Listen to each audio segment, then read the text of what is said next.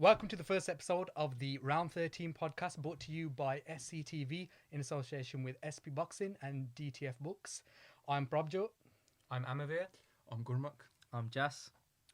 So today we're going to bring you 4 individual lists of the top 10 heavyweights from the 1940s onwards. There's a disclaimer there, that's 1940s onwards. Don't expect to be hearing your Jack Johnson, Jack Dempsey's, Gene Tunney's, maybe later down the line. But all right, let's crack on with it.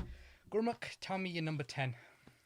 So number 10, I'm throwing out a name, which is a bit of a throwback. It might raise a few eyebrows, but I'm starting off with the Cincinnati Cobra himself, Ezzard Charles. I think if we were to do a list of our top 10 pound-for-pound boxers of all time, he'd be right on that list. He wasn't a natural heavyweight. He made his, he gave himself the reputation of light heavyweight. But obviously there was a lot of different external challenges in boxing back then. So for whatever reason, he couldn't become light heavyweight world champion of the world. But he went up to heavyweight and became world champion. He had 8 successful defences. He beat Jersey Joe Walcott, who was regarded as one of the best of his all time. He beat Archie Moore 3 times. And although it was a bit late, he still got a win over Joe Louis on his record as well. As I said, he wasn't a natural heavyweight. An absolute great fighter, come forward fighter, relentless. Boxing was the fighting game back then, 15 rounds, really heavy duels, and I just want to give him his props. Like I said, he wasn't a natural heavyweight, so I can understand why others might not have him on their list. But one of the best boxers of all time for me, so I just wanted to make sure he gets his recognition. 8 successful defences is 8 successful defences, and it's fighting was a lot more frequent back then as well. So he's kicking off my list. Do you think he's a boxer that goes under the radar? 100%. Like he definitely goes under the radar. I think him and Jersey Joe both go under the radar. I feel definitely because he was a natural light heavy. I think boxing historians would probably put him as possibly one of the best light heavies ever, even though he never held the title. Me personally, I wouldn't put him in my top 10 list. Bit of a spoiler there, because he beat an old Joe Louis, lost to Jersey Joe twice after beating him.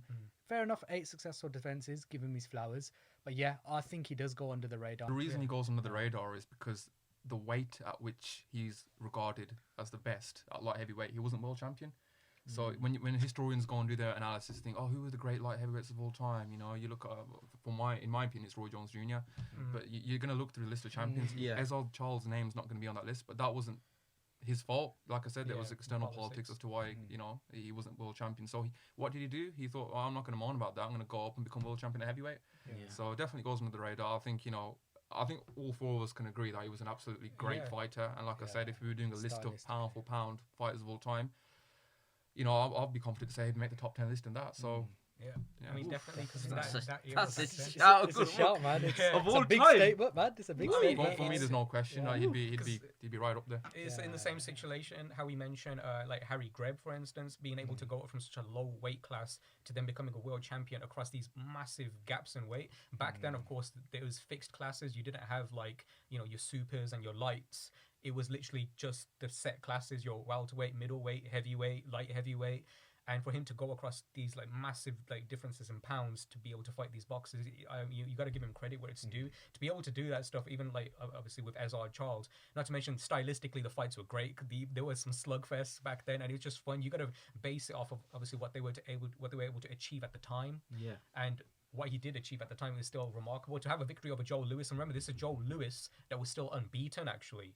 Joe Louis obviously retired, but it was only a momentary retirement because he retired in, I believe, in 1949. And then the next fight after that was a unanimous decision, lost to Ezzard Charles. How do you think he fares in different eras? I know it's a fantasy thing, but according to my list, I've taken that into consideration. How do you think he compares, let's say, modern era heavyweights? I think if you look at the way he fought and how boxing was back then, it goes hand in hand in the way fighters. It goes the complete opposite to how fighters are today. Because now we talk about the back foot and the front foot. Ezzard Charles was just a come forward fighter. So I think a lot of boxers now, under pressure, they do struggle a bit because the way they're conditioned. Boxing was 15 rounds back then. Let's look at the champions today. Or the best heavyweights today. You've got Oleksandr Usyk and Tyson Fury. Oleksandr Usyk is very much a throwback fighter, I think. I don't want to talk much about Fury and Usyk. I just want to say he was a throwback fighter in terms of how he fights.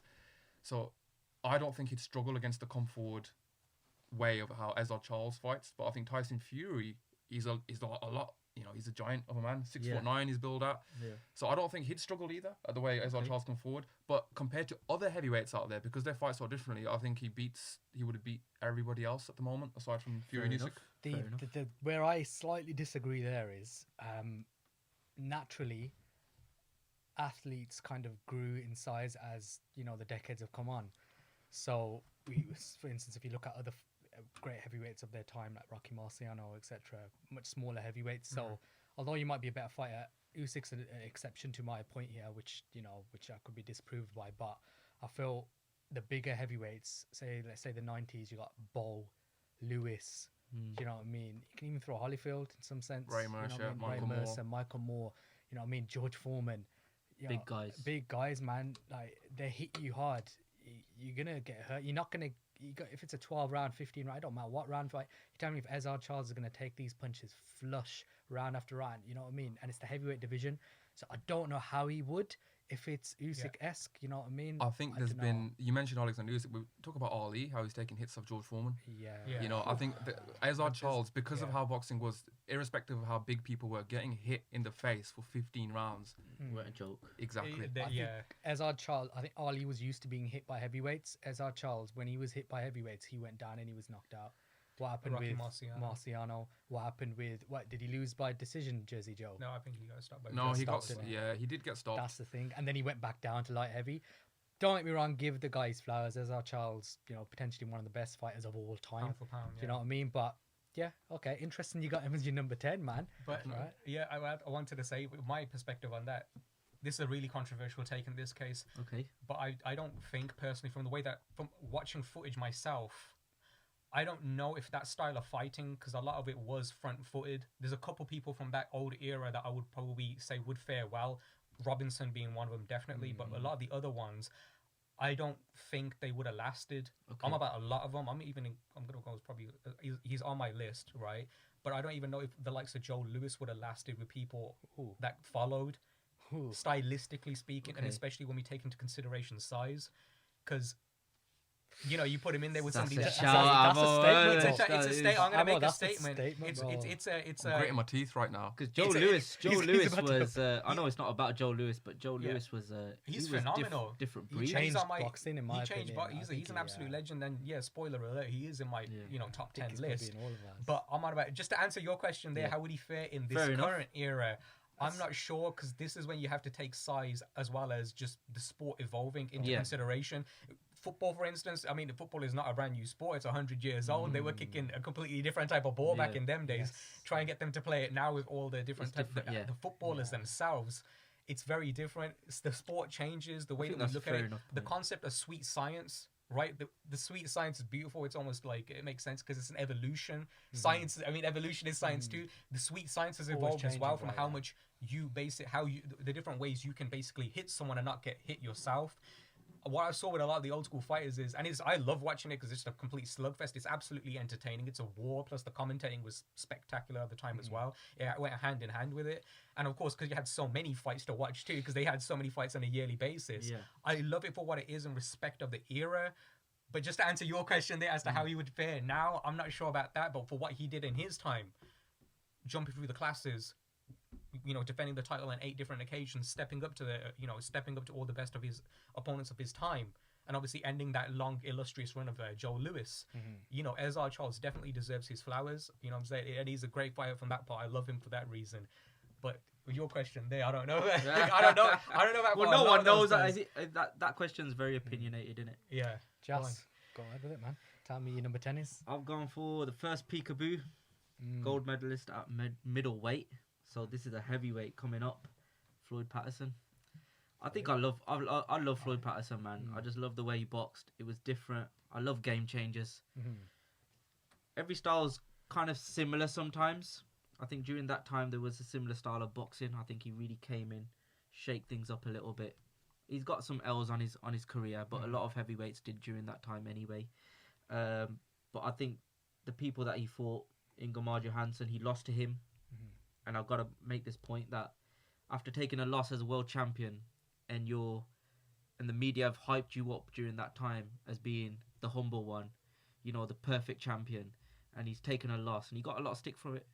But I think a true champion is mentality always wins. And he went back to the sticks, trained, come back, beat him twice convincingly, got his title back. He's fought other people, Henry Cooper, Bill McMurray, Willie Johnson, and that's after losing to Ali as well. So, you know, he's shown that he can bounce back. Smaller heavyweight during that time as well. Big hitters in the division. And I think he did really, really well. And Customato. Youngest heavyweight champion. Yeah, 21. Custer's got a thing about that, man. Yeah. I think the key thing you mentioned there as well about avenging his losses. Yeah. Yes. It's got to be, man. That's a major That's thing. that's what I love about their old school, nowadays boxing. Trilogies trilogies second nature, man. You had fights that went on from, they had like 4 or 5 fights with ridiculous. each other, you know what I mean? So Lamar and Robinson. There you go, man, Lamar Robinson. You know what I mean? Like we just said, Ezzard Charles and Jersey Joe had what 4 Exactly. fights. Yeah, that's what I loved about it, man. It weren't like, okay, trilogy, it's over. It's and they were tough fights, man. If you got knocked out in the first round, we're gonna go on to someone else later who knocked someone out in the first round. And, but man, that's what I loved about Floyd Patterson, man. He didn't get his flowers in some sense because there's so many great heavyweights that have come over the last couple of decades. But I think his personality let him down a little bit in terms of like limelight, because they were, you want to see boxers that are out there and they're giving out the mouth and they're giving out the charisma and stuff like that. He wasn't like that. He was a bit more he was a lot more humble. go on, man. No, I think it's more so because what came just after him, in terms of your Sonny Listons, your Marley, your Fraziers, your Formans. They had that. He was very much Floyd Patterson. Let's just say he was a gentleman, wasn't he? Yeah. But I think that shouldn't take away his greatness. I'm with you. 100%. I've got no issues with Floyd Patterson being on your list. I think he was a great fighter. The bob and weave you mentioned, star we had. Great to watch. Like, we all love going back watching all footage, like Amo was mentioning earlier. He's one of the fighters I love watching on YouTube. Yeah, Love everything 100%. about Floyd Patterson. I mean, it's a great style, isn't it? The peekaboo boxing style, Custer battles, that is it's an amazing style. I don't know if I'll put him in my top 10, but to give him his credit, to give him his flowers, 100%. To become a world champion at that age, dude, we're sitting here, each of us much older than that, nowhere near that, an Olympic Let's gold not go there. medalist. You know what I'm saying? Exactly. So no, Floyd Patterson does deserve that, and I think another reason as to why he kind of got the limelight shifted is literally what you said. It was because obviously 2 back-to-back first-round knockouts from Sonny Liston. That pretty much just, I don't think there's more of an emphatic way to be able to put a full stop and pretty much say, okay, he's not going to be on the world scene. Let's just move on to Liston. He's the new poster boy for the division, and it really just ended it right there. Yeah. It's quite Sonny unfortunate. Liston was different though, innit? Sonny Oh, Liston. yeah, He was the absolutely. first man. Hit I like a felt. truck. He Absolutely, brought that aura. He epitomised what it meant to be world heavyweight champion, didn't he? Yes, Scary, that's it. scary, That's bang on, fearsome. man. That's it. It's the Baddest badass man on villain. the planet. The baddest before the other baddest. Yeah. The OG. He He was was. the OG. He is the OG. Amo, tell me your number 10, bro. My number 10, obviously, we're coming very more to the modern day. Practically, I'm on about the present day. He's an active heavyweight champion right now, okay? And he ain't Daniel Dubois.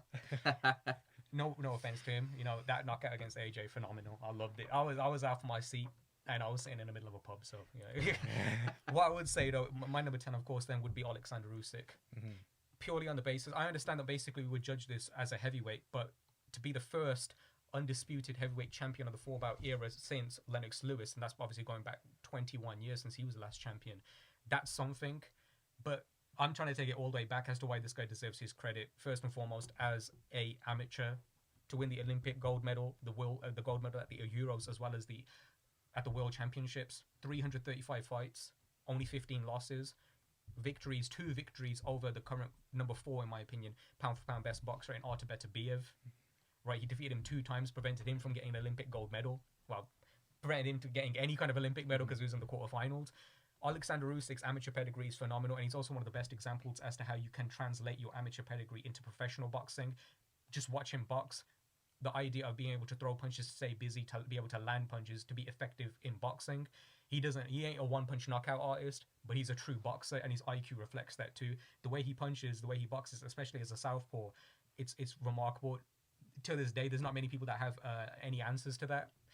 And now to talk about his professional career, he's still unbeaten as a professional. Not only that, but he beat probably the best cruiserweight division we've seen in a very long time, the World Boxing Super Series. And he did that at their respective backyards, including people such as Marius Breedis, Marco Huck, Michael Hunter, as well as Krzysztof Glowacki. Now, that fight against Breedis, what a tough fight. And 2-time undisputed. Exactly. And that guy right there, you want to say if you want to give him any, you can't give him a bad name because that guy right there, Marius Breedis, give him some flowers because look at the kind of fights he just gave to Jaya Opataya, who's a really good boxer right now. You know what I'm saying? And for what Usyk did to be able to defeat him and did it in his own backyard, that is remarkable. And then as a heavyweight, the reason why I like Usyk is because he kind of gives that, as you say, he's a throwback fighter, as in like similar to Ezzard Charles, similar to Harry Greb, these guys. He's giving up a lot of weight to be able to become the champion. Look at the size of Usyk compared to AJ and compared to Tyson Fury. He gave up both height and weight to these guys, a considerable amount, and he beat them clearly. There was no kind of, this is a robbery. It was clear-cut decisions right there, and he deserved those, and he's an amazing fighter on that level right there. So I gotta say, Oleksandr Usyk, he deserves to be in my top 10 right there. And this is just because he's active right now. You know, we have to see what happens in the future, but I reckon he probably easily get even higher than that. Yeah. He's one of those fighters, I say, if you put him in any era, He'll going all the way back to John L. Sullivan, up until obviously including the present day, that man could easily become the world champion in any era.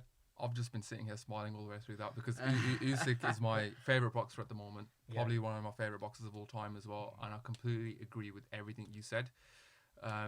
Just putting a bit of a spoiler out there, he's not on my list, unfortunately. The only reason he's not on my list is because he's still an active fighter.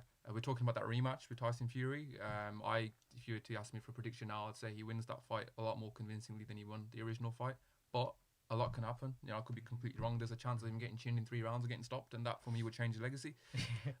We look at heavyweight champions of all time. He stopped Dubois. He was very close to stopping AJ.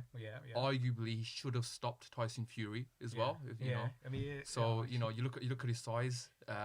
He has no right stopping these guys that are a lot bigger than him.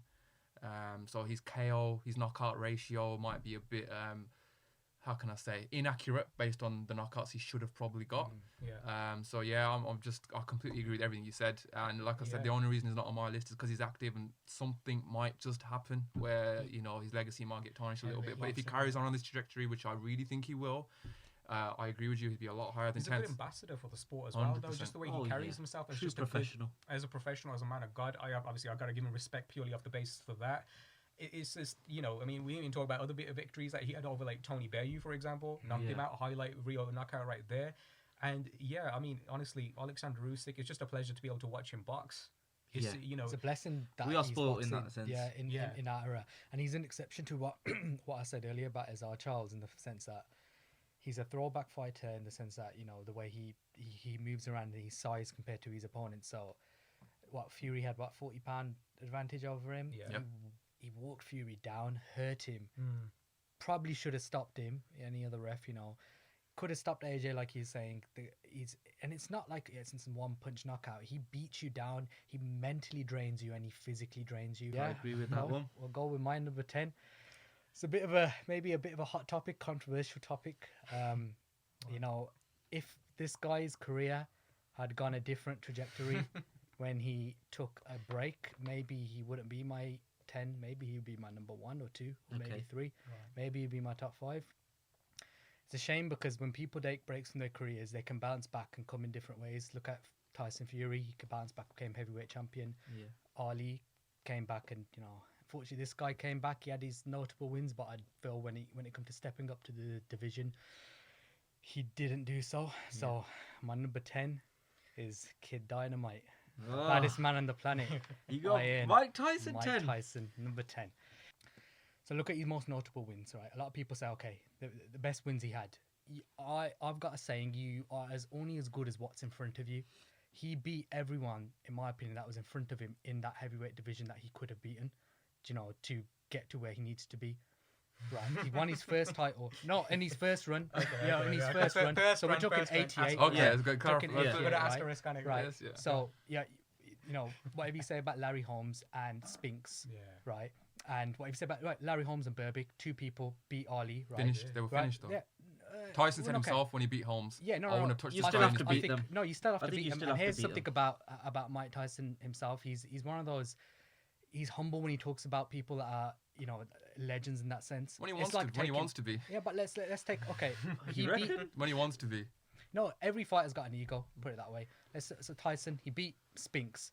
Spinks, the man that stopped Larry Holmes' 12-year streak. Do you know what I mean? and he beat, he beat Larry Holmes twice. Berbick as well, man, and he's the youngest heavyweight champion of all time. Plus, he I know we're not talking too much into commercial side, but he transcended the sport. He's the only man, maybe him and a certain Cassius Clay, right? Yeah. Who, if they were bigger than the sport themselves, do you get Yeah. me? His style as well, man. Like the way he could shift from orthodox to southpaw when he was moving around you. There's only certain people like you look back, Willie Pep. He was, his heavyweights that don't copy that style. The only No. person that I can see that does anything similar to that now is Lomachenko, who's a lightweight, at the moment.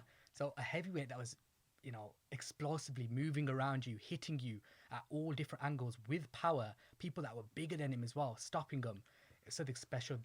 Mike Tyson in his early days, right? It's just a shame because, he's lost to Douglas. It defined kind of a lot about how he would bounce back because he was going through his personal issues then as well. I mean, he went away, went to prison for how long was he gone for? About 3 years, isn't it? 2.5 years. Yeah. So and the other thing is the commercial side, when how much you can kind of take that on. I feel a lot of athletes, not talking about boxing now, when they start off their careers and they've got an end goal, they've got a drive for something, but when that commercial side takes over, you see a decline in them. I know we're going well off topic now. You got greats in football. Top of my head, like someone like Ronaldinho. You know what I mean? The guy, he fell off when he was top of the world. But I think that separates the best from the rest, though. No, let me finish my point. You know what I mean? That's why Mike Tyson is at my number 10, because he fell off when he became that commercial Mike Tyson. I am Mike Tyson. The games come, the appearances and everything wrestling and stuff like that. That's it, wrestling. His drive almost went, and I feel like if you look at his life, what he went through to get to where he did, he always needed that father figure or that mentor figure. When Cuss went as well, it changed a lot for Tyson.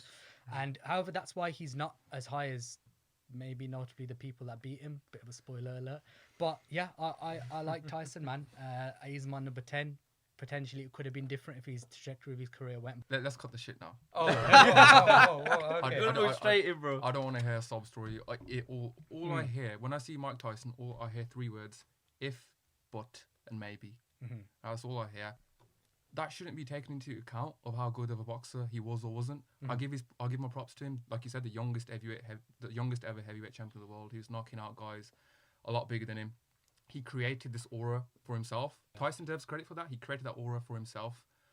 But I think that's as far as he got. If you take that aura away, he wasn't invincible. He wasn't indestructible. He could get beat up. And when the going got tough, Tyson wasn't great. He wasn't well conditioned. I think Mike Tyson was a 6-round fighter. He was trained by Cus D'Amato. He made, epitomized that style of bob and weave and, peekaboo, whatever you want to call it. But I just think Mike Tyson, not only heavyweights, I think Mike Tyson is the most overrated boxer of all time. Come on, man. He belongs. Oh my God. I've said what I wanted to say. So you can obviously tell he doesn't make my top 10 list. I think he doesn't belong I anywhere don't think you near can say the he's top 10. overrated. I think because I think the fights that he's taken. No, but I want to break that down because you touched upon the fights he took in his first half reign. of his career, yeah. In the second half of his career, he ducked. He eventually fought Lennox Lewis, but he ducked him when he should have fought him. He refused to fight Holyfield before he ended up fighting him twice. Got beat up, stopped, and then bit his ear. Don't know what that was about. Ducked Riddick Bowe as well. So he wasn't a tactical ducker. He was an evident ducker. So I don't think he fought who he should have fought.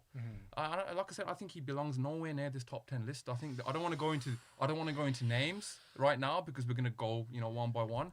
Yeah. But let's just say there's a lot of names that are not on my top 10 list that would beat the crap out of Mike Tyson. I just think that he wouldn't. I want to throw a name out there now. I don't know if he makes anyone's list or not, but I'm just gonna. I think he was a pretty respected heavyweight, Vitali Klitschko.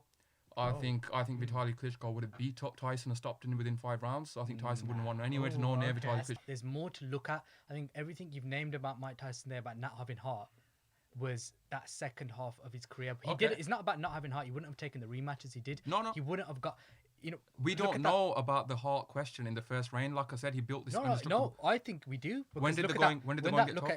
Did you watch a Buster Douglas fight? He got knocked down by Buster Douglas. Did you see the way he got up? Did he quit? What happened? How did he get knocked out? No, but that's. And how did he get up? That's not a concept. That's of heart, bro. That was. That's heart. I'm not. That's cool. heart.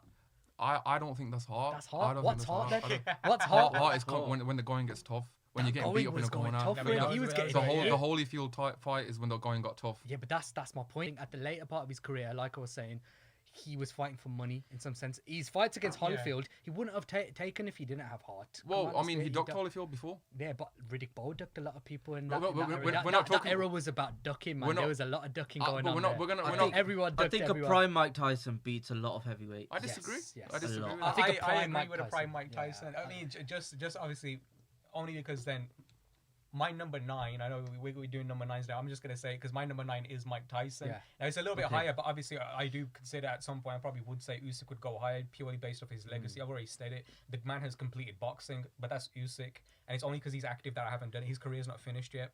The Tyson story, as a professional, the man, not Jake Paul fighting excluded, Yeah. is pretty much finished. But when you look at it, in 4 years from 1985 to 1989, just this guy that's still younger than what we are right now was 37-0. Ridiculous. 37 How and many 0. first round knockouts as well? Yeah, but he Too I many think- to count. Let's just But he also defeated the likes of Marvis Frazier. You know what I'm saying? And he beat Marvis Frazier. Didn't let him get off the stool, and he did that to Michael Spinks as well. Again, Michael Spinks. He was knocking out 20-year-olds when he was 16. Yes, man. You know what I'm saying? Like What were we Michael saying about Michael Spinks. Spinks? Stopped. is a legend. That's a finished- two-division world He champion stopped right Larry there. Holmes' 12-year reign. Yeah, That's he it. stopped Yeah. Larry Holmes from reaching the same record that Yeah. Rocky Marciano had, Had- and then he went and Yeah. he doubled down on it and Yeah. stopped him from having that. You're only as good as what's in front of you. You but- No, I agree with that. Like, And there's- we're gonna have that yeah. conversation. But I with don't the think it heavyweights was. as well. I don't think it's all based on Cus, because obviously Cus, may he rest in peace, never got to see Mike become world champion, exactly. I Yeah, think he that's- should have maybe still stayed with Kevin Rooney. Okay. Yeah. 100%. The Kevin Rooney was the main person. Yo, 100%. shout out to Kevin Rooney. That's an underrated trainer right there that doesn't get 100%. enough props. You want proof? Look at what he did to Vinny Paz. Paz, He yeah. took Yeah. someone that was in a neck brace like this to becoming a world World champion champion, again. exactly. Yo, shout out to Kevin Rooney. And definitely no shout outs to, corrupt people like Don King. Yeah, Because they're the ones 100%. that, It's kind of, you yeah. know, But take their own brothers controversially, down it's in it, weird man. because I did an Oscar interview recently. I think it was Yeah. Oscar, and he was like, people ripped Don King a lot at what he did to Tyson, but he made Tyson a lot of money. Yeah, he probably took a lot of it as well. But He he probably made took game 80% of changing- it, he took right? 80% of it, but he made game Tyson changing created money. his own kind of Yeah. aura. No, that was it. But- Don King Yeah. channeled that into commercialism. Like, Yeah. But I I think do agree with the Gurumuk though on a lot of what he says about Tyson though, especially in the latter part of his career. We never got the Riddick Bowe fight. I mean, who's the only real ones? We're gonna say Holyfield. Francois Botha. Are we gonna mention Yeah. that? Andrew he, Glatter. I Are we mean, gonna mention these he guys? But then- ducked but we ducked can- David Tua but as then we well. look- When it comes to heavyweight boxing, when you Yeah. get to a certain level and you're there for a while, an upcomer comes up or someone's coming up and they're a little bit lower than you, you do have that ego yeah, of thinking, are you really that good? It's not. I don't think it's a question of ducking. yeah. I don't think it's a question of ducking because I don't think Mike Tyson would duck anyone in his life. Yeah. He's just from that cloth. So Some Bundy are just like that. He's right. He's Right. right. well, we can talk about the current climate then. Let's say, for example, again, I don't want to go too much into individuals, but I just want to put an example out there with Tyson Fury. Tyson Fury gets a lot of stick for the fights he takes. Like he's fought dominant heavyweights and ended dominant eras such as Vladimir Klitschko and Deontay Wilder. But in terms of the fights he has in between, your Dylan White's, I don't watch UFC. I think he fought an MMA guy as well. Francis Ngannou, Yeah, and Derek Chisora as well. So at the time when Tyson was champion, people really wanted that David Tua fight.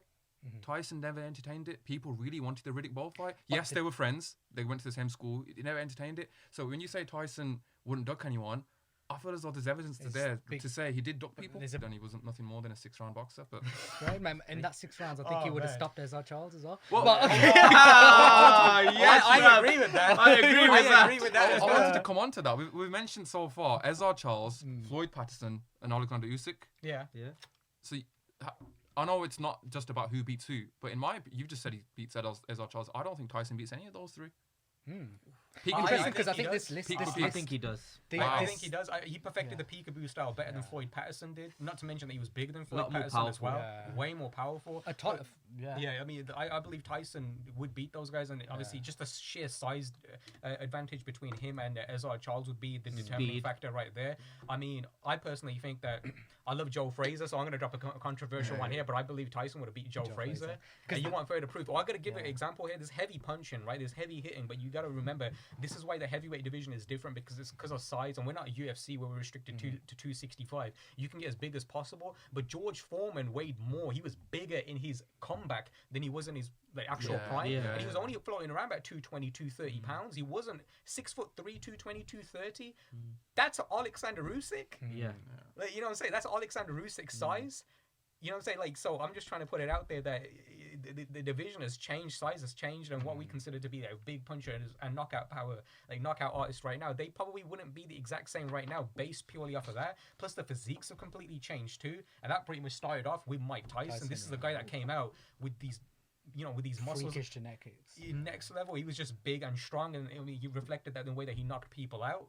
You know, say when you see some of these fights where he's dropping so low, and he's really somebody that you could tell he generates his power from the ground. Yeah, that's where boxing fundamentals is sublime. But I believe Tyson right there, definitely when it comes to the smaller power punchers, that includes your Rocky Marcianos and everybody. I'm gonna put down Tyson, man. I'm gonna put him down as beating those guys in my opinion. I think it's a fair point. I think whatever I've said, I think we can all agree on the fact that if you were to say boxing, if you were to think of 3 names, he'd be on that list for everybody. Mike Tyson, you know, he's transcended the sport like nobody else has before him or after him. You can maybe throw muhammadali in there. So he does deserve his credit. I'm not trying to discredit what he's done. I just think personally he doesn't belong in that, nowhere near that top 10 heavyweight list of all time. But it's opinions, in the words of the man himself, it's a matter of opinion. It's a matter of It's opinion. like moving on, like you've said that obviously Mike Tyson's your number He's 9. my number 9, yeah. So on to my number 9, follows on from your number 10. It's Oleksandr Usyk.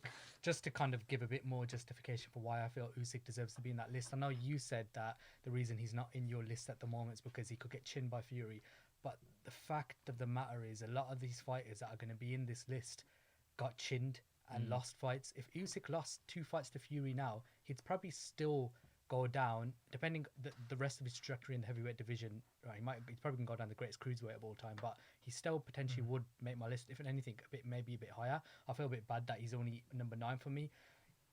Oleksandr Usyk. See, I was fighting. It's a bit of a spoiler as well to either put, because I wanted somebody from this generation in the list as well. Initially, I had Vlad in, but Fury come and he dethroned 2 of the men at that time. He, you know what I mean? He come in, he dethroned Klitschko, went away, came back, dethroned Wilder, right? So to me, that is dominating your division. So, you know, taking in comparisons, how would he have done against your Larry Holmes, your Ali's? You know, that goes in, you know, it's in combination with legacy in some sense. But the reason why, again, spoiler, Fury's not in my top 10 list and Usyk is above Vlad, Fury and your Joshua Wilders, he's following on from what you said, not only 2-time undisputed, he's come in and he's dethroned the man that dethroned everyone and the other guy that wasn't being dethroned in Anthony Joshua, right? He's lineal champion at the moment, and because of that, if he got chinned by Fury, right, in the next fight, I bet you there'll be a trilogy, and you're telling me there's not still a 50% chance he will beat Fury? There's still that high chance that he could beat Fury in the trilogy. I completely agree with everything you're saying. So I don't feel not having Usyk in your list down to, you know, he's still got the rest of his career to go. He's 39? 30, no, he's 37. 37. He's on the latter half of his career. I think going forward from now, a lot of it's going to be very clever boxing. If he beats Fury, he'll be, you know, notably just basically wins going forward, I feel. We spoke about it as well. You only can beat what's in front of you. But, you know, I know Anthony Joshua was unified champion of the world, 2-time unified champion of the world. And, you know, he'd come back and he was on a bit of a run. Danny Dubois is getting a lot of credit now in the way he stopped AJ. And obviously Tyson Fury is Tyson Fury. So whatever Oleksandr Usyk, we're talking strictly about the heavyweight division now. So his amateur pedigree is immense. You know, he's an Olympian. What he did at cruiserweight, the best ever cruiserweight of all time, in my opinion. But strictly speaking about heavyweight, if he did lose to Fury in the rematch, and let's just say his heavyweight career then stopped for whatever reason, didn't take the trilogy, is that enough to warrant a place on the top 10 list? Do you think? What is that, 4 fights? Yeah. No, it's... And zero successful title runs? Well, he beat Danny Dubois, so... Yeah. One. And Anthony Joshua. He defended against AJ. Okay, so as undisputed... And Tyson Fury. It's debatable. It's debatable. Like I said, he's my favourite boxer in the world, and I agree with everything you two have said. But I was just reluctant to put him on. There's other people on my list who I don't even like and appreciate, but I had to put them on due to the accolades they have. So that's why I didn't That's put the him on problem mine. with I've these got a lists. It's couple. like It's very- it's yeah. who can beat who, and then it's accolades and legacies Exactly. mixed in. So But it's all look, gonna be. I'm all ears. I can hear you Yeah. two speak about Usyk all day. I've got a big smile on my face. I love the guy. So I've got no issues with him I being bet, yeah, 10 my or number, 9 my or number higher. 8 is going to be Yeah. quite loved with you. But you before we guys get into watch. your number 8, Jas, you tell me your number 9. Yeah. I got Rocky Marciano at number 9. Wow. Wow. That might is leave low. now. I've got him Oh, low. wow. Okay, then you're I going to hate my understand list. I Disclaimer, understand- you know he's my I favorite understand fighter of why. all time. I understand why you're saying he's low, Yeah. undefeated. Brawled with Jersey Joe, Archie Moore, Joe Lewis, Ezzard Charles, one of Gurmuk's favourite boxers. Yeah, we've established. as we've established. But I've got him at number 9 just for the fact that I've seen Marciano fights. Mm-hmm. I've never dived into him a lot. Like, this is my list. My list is based on who he's fought, how he would fare on in different eras, not just the modern era. You know, going into the 70s and the 80s, how he would fare during that point. He didn't really have a style of boxing. He was a brawler. His trainer, when he first come into the gym and he started boxing, his trainer was like, he's the ugliest boxer I've ever seen. Right? He had 2 left feet in a sense, and he would just go in. The hardest heads in probably boxing history, where he gets hit, but the heart is just unreal. I've got him at number 9 just for the fact that I don't think he fares with other boxers enough in a sense of accolades, etc. Everything talked about Rocky Marciano is his wins record, 49 Yeah. wins, no losses. No one really mentions anything more than that, and I'm not taking that away from him. I'm just saying from my personal point of view, I don't think he fares a lot higher than the other boxers that I've got on the list. That's And there cool. are other I- boxers on my yeah. list that you lot are probably gonna throw a right hook at me at, but Or left hook. yeah, but not taking anything away from the guy. The guy was unbelievable. I mean, the brawls that he had were just crazy. The knockout percentage is unbelievable. Yeah, I think found he's a got a way. knockout percentage. I've got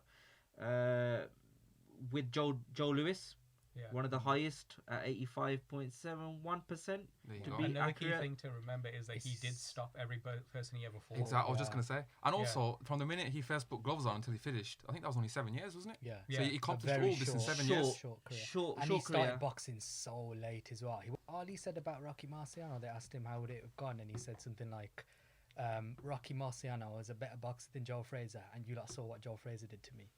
Do you know what I I mean? think that was that in his autobiography. Would He you said say it he's a to be- better boxer than Joe Frazier?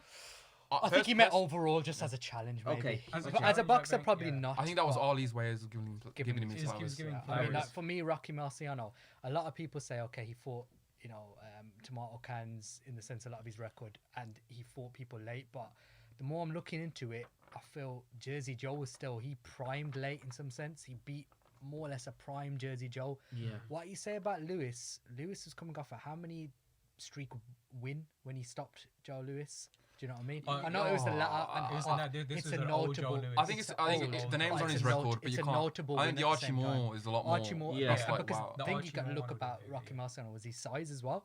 Do you know what I mean? Small. So He's very small. I mean, we've mentioned a lot of small heavyweights, haven't we? Tyson, Charles, Usyk, Yeah, Marciano. So it's I can see. He beat I Ezzard Charles. I've got no issues with him being on your list. I just think it's very, very low. You don't know. I understand Yeah. why he's low, and I knew I was gonna get some stick from that But one. no, it's fair. But I he's thought- not on my list, so I ain't. Oh, God. Ooh, Yeah. Ammo. Wait, you know Come what? on, I'm Wait, ready, I think I'm ready, though. Tony Soprano might walk in soon. Oh, yeah. I You know, love Rocky though. He you gets might an wanna- honorable you might mention wanna- from me. you might- But the reason He's why not on your list. But the reason why he's not on Wow. our list is the key point that you mentioned there. It's a great run, but I want to say that a lot of those guys, I don't believe that they were in their prime. Well, the competition still wasn't as fierce. I mean, you can only beat what's put in front of Yeah. you here, but like. I still give him props. He's an absolute legend. You know what I'm saying? Rocky Marciano, you watch his fights too. It's just fun. It's just a complete slugfest. Yeah. He started pressure fighting. It don't get more pressure than that. It's just relentless because you can't stop him, but he keeps coming at you and you're punching his face up. He's already got an ugly mug, but you're making it even worse, but it's not having any effect. And then eventually he just knocks you out. And then, and obviously those accolades there. I mean, he did beat Jersey Joe. He did beat obviously Joe Lewis, Archie Moore as well. Archie Moore, we've got to give him a special credit. A lot of people don't know that 100%. Archie Moore has the most knockouts in heavyweight boxing history. More than 130 knockouts. More than 130 knockouts. Right? Like, you know, that's a crazy guy right there. But that's somebody that you sleep on. You want to talk about a prolific puncher. That's probably one of the best punchers of all time. But that's why Rocky's also one of the best punchers of all time. You just got to look at him right there. The fact that he stopped everybody he's fought. Only other person I could figure that did that was probably Edwin Valero. But, you know, we ain't talk too much. He's a very controversial figure, right? But, you know, it's a unique accolade. He's on my honorable mentions. But it's just the fact that, like I said, Joe Lewis was, in my opinion, he was way past it at that point. He was old. 100%. I remember this is mid-40s at this point here. Joe, mid-50s. Because Joe, when he finished in 1949, after that run from 37 to 39, from 37 to 49, you know, that's remarkable. 12 years he was a world champion, man. You want to talk about like just under 12. That is, it's remarkable. It is the longest. It's the second longest behind Wladimir Klitschko. No, Wladimir Klitschko's cumulative. This is the longest straight. Oh really? Yeah. I mean, Vlad obviously lost in between.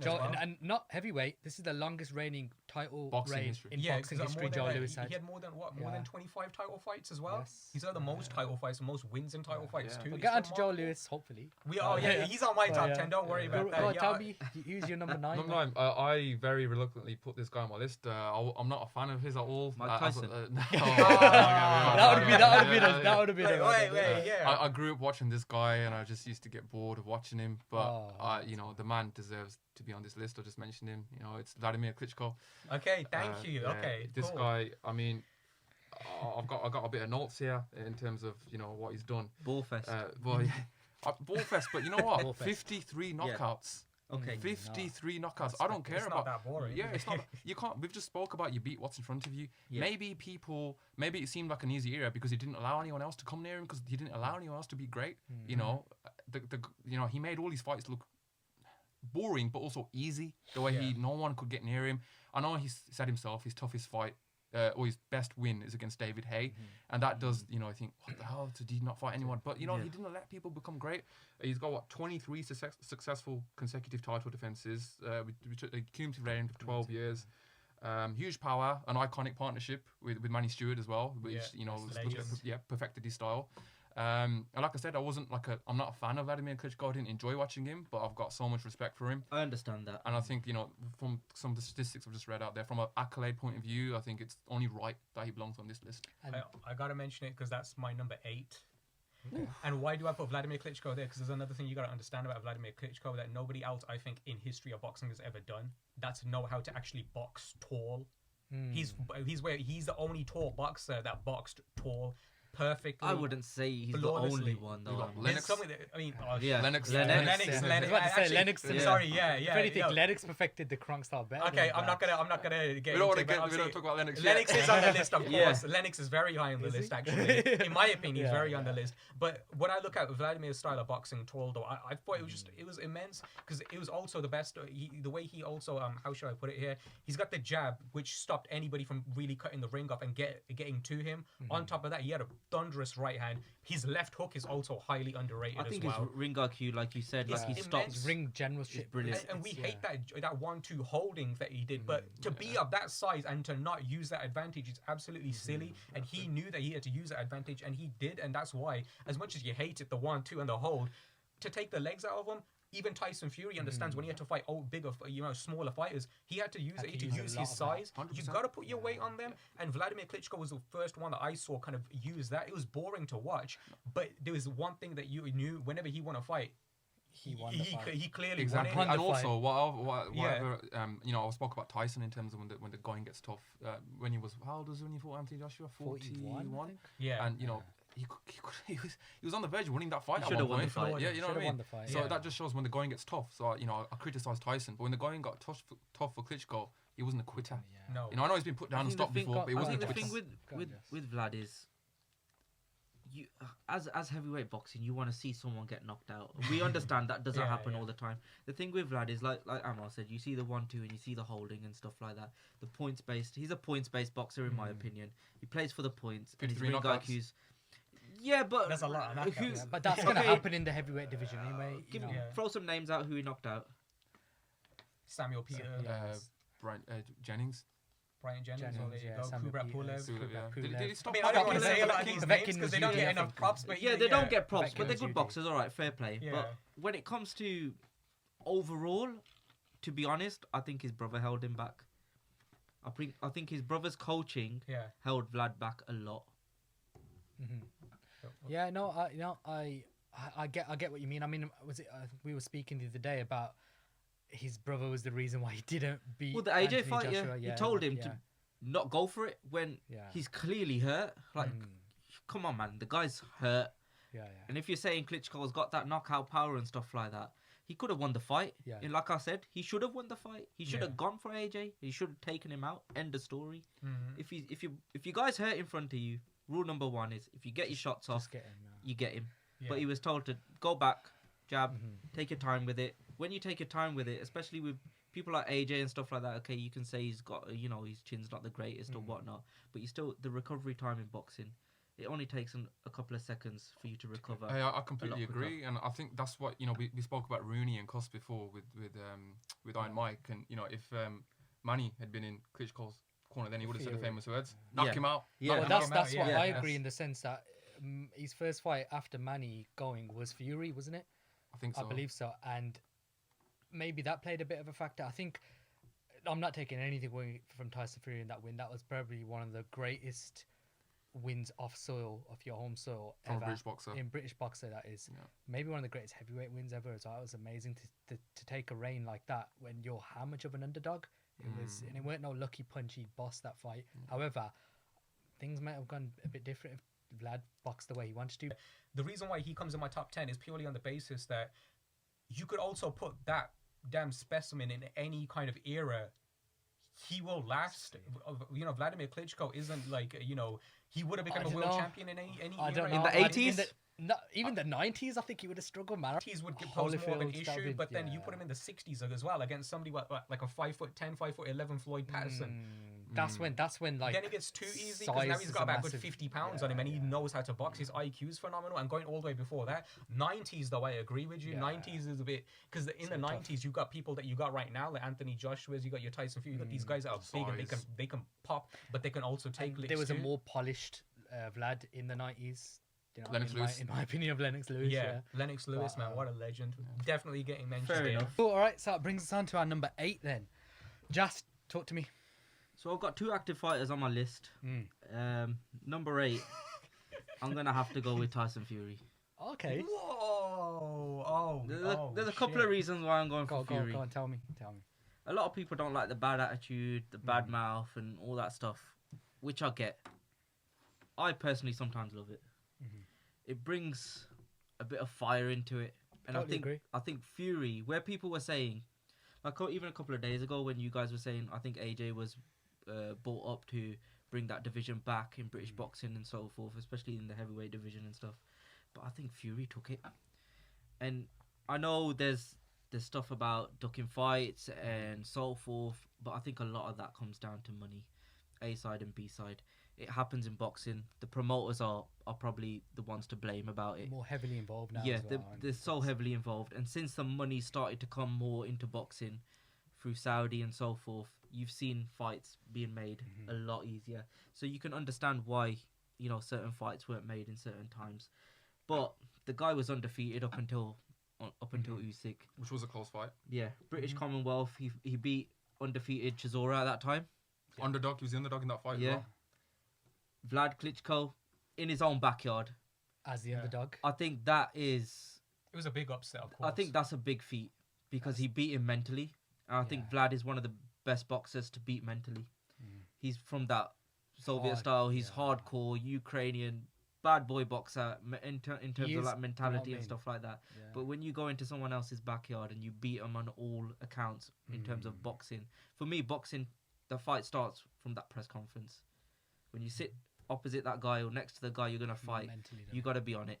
If there's flaws, people will see it. Your opponent will see it, and they play on it, and they try and wind you up about it. It happens, but I think Fury's number 8 for me. You know what? You know why I agree a lot with that, and I'm a bit pissed in the fact that I ain't got Fury in mind. It's because how great the previous fighters were looking over the last couple of decades. That's why I was arguing about getting Fury and Usyk in, but I just couldn't make space for him. But with Fury, he's another example like Ali did to come back in the second half of your career, and he bloated up to something ridiculous weight. You know, the drugs, the alcohol, whatever. You know what I mean? Mental, this, that. He's a comeback, and he beat the man that was the man at that point. Yeah. Whether you regard it Joshua Wilder, he beat the hardest hitting heavyweight potentially of all time. Statistically of all time. That punch he took from Wilder it was, unreal. Me and Ammo in the car on the way here, and we were talking about how Fury's life, apart from maybe Tyson and Ali, could literally be a movie. Yeah. It's one of the greatest. It could be 100%. amazing. And I don't care what people say. Like, you know, I'm going off topic now. Oh, I don't like the way he acts on, you know, camera. I don't like the contradictions. Sometimes, you know, he slows down the division, but the way he speaks to people, the disrespect, etc. I love it. It's a character. You know what I mean? At the end of the day, boxing is not just a sport. It's sport and entertainment. You're not going to get views from... You're going to get a certain amount of views. It's going to be capped at knockouts and, you know, oh, look at his foot movement, this, that. But you're going to love the pressers. You're going to love the talking, the way he shouts at people during fights. Tyson Fury is perfect for boxing. So Tyson Fury, on the back of his comeback, where you mentioned what he did to Wilder, he got that before the Saudi money came in. He got that top rank deal. Yeah, he got that on the back of the Wilder performance, and that was before he beat him up in the second fight. Tyson Fury is money. He's money. I'm very happy with everything you said. Like, Tyson Fury again is one of my favorite fighters at the moment, and of all time as well. He's not on my top 10 list. He was in my honorable mention, so I agree with everything you said. Like, from a British boxing point of view, he's probably got, if you were to name your top 5 performances away from home, he's probably on that list multiple times. Yeah. And like you guys have said, he dethroned the man. To say about Tyson Fury myself, he's on my honorable mentions. I really strongly was debating putting him in at number 10 myself. Right. Because Tyson Fury is another one of those people which I personally believe, just looking at his style of fighting, just what he is as a boxer, he's another person that you could place in any division, in any era. He can last, trust me. Obviously, there's more literal ways. It's his boxing IQ. It's the way that he's able to move around the ring, his speed, his accuracy, his power, and his ability. He's heart. He's heart personified. Easy example, the Deontay Wilder fight, the first fight. Yeah. That is probably one of the best displays of heart ever seen in a boxing ring. And that's He one could of have the bottled it against Usyk. He could have as well. I mean, but he came back and look at that 12th round when he came back in the Usyk fight. Yeah. I think aside from, I don't want to go into other heavyweight names, but there's a couple of other heavyweights I was going to mention around this. But recovery, Tyson Fury's ability to recover. His recoveries should be studied. We spoke about Wilder knocked on already. Yeah. But the most recent performance, like before, when he was it his heavyweight debut against not his heavyweight debut. Sorry, it was what's that dude he fought? The American, when he went into America, he got knocked down, come back, knocked him out. What's his name? Steve Cunningham. Steve Cunningham. Yeah. Cunningham. Yeah. Like, who was actually like a cruiserweight. And he got knocked down, man. He got knocked down. And then It was a also, really the hard most knockdown, recent I fight remember against that. Usyk, the guy's legs went. Yeah. They went. And on top of all that, talk about pressure. Are we going to talk about the third Wilder fight? Was maybe one of the greatest heavyweight fights of all time. Oh, man. He went the Down, pressure, yeah. what was going on in his Phenomenal. personal life, on top of being put down. It's your first title defense. A lot of questions are coming towards you. In the challenger's backyard. Yeah, in the challenger's backyard, down with 2 heavy punches, right? I think that shows that he can adapt. Yes, Tyson Yeah. Fury. He's a comedian, man. He's a comedian. Orthodox, southpaw, moving around like a middleweight. This is why I think personally, if you want to, he's one of those boxers where maybe right now the accolades haven't completely matched. His career is still ongoing. I'm not going to give a final verdict, like concrete about him. He's still an honorable mention, just purely of what he's done thus far. Likewise. But he could go even higher on that list. And I'm saying to you, just the way that he boxes, when he's game and he's on point, that man can last with anyone. I don't want to repeat myself, but he was named after Mike Tyson, but I think he's surpassed Mike Tyson. There we go. All right, let's just move on now. Let's move on. So we've done. So I got my number 8. Yeah, It's the in that number 8 for me. Oh, Number 8. interesting. I'm going to cut you off Interesting. there because he's my number 8 as well. So let's Oh, Yeah, wow. Brothers work together, go on. yeah. watch this Take one. I just think that Copying each other's notes. Evander Holyfield. I mean, you got your laptop there. Just correct me if I'm wrong. I think he's the only heavyweight ever to be the full-time champion. Yeah. Personified. I think if you looked at the word heart in the dictionary, there'll be a picture of Evander Holyfield next to it. Kept coming back. Trilogy with you talk about fighting the best of your era. You had a trilogy with Riddick Bowe, 2 fights against Mike Tyson, 2 fights against Lennox Lewis.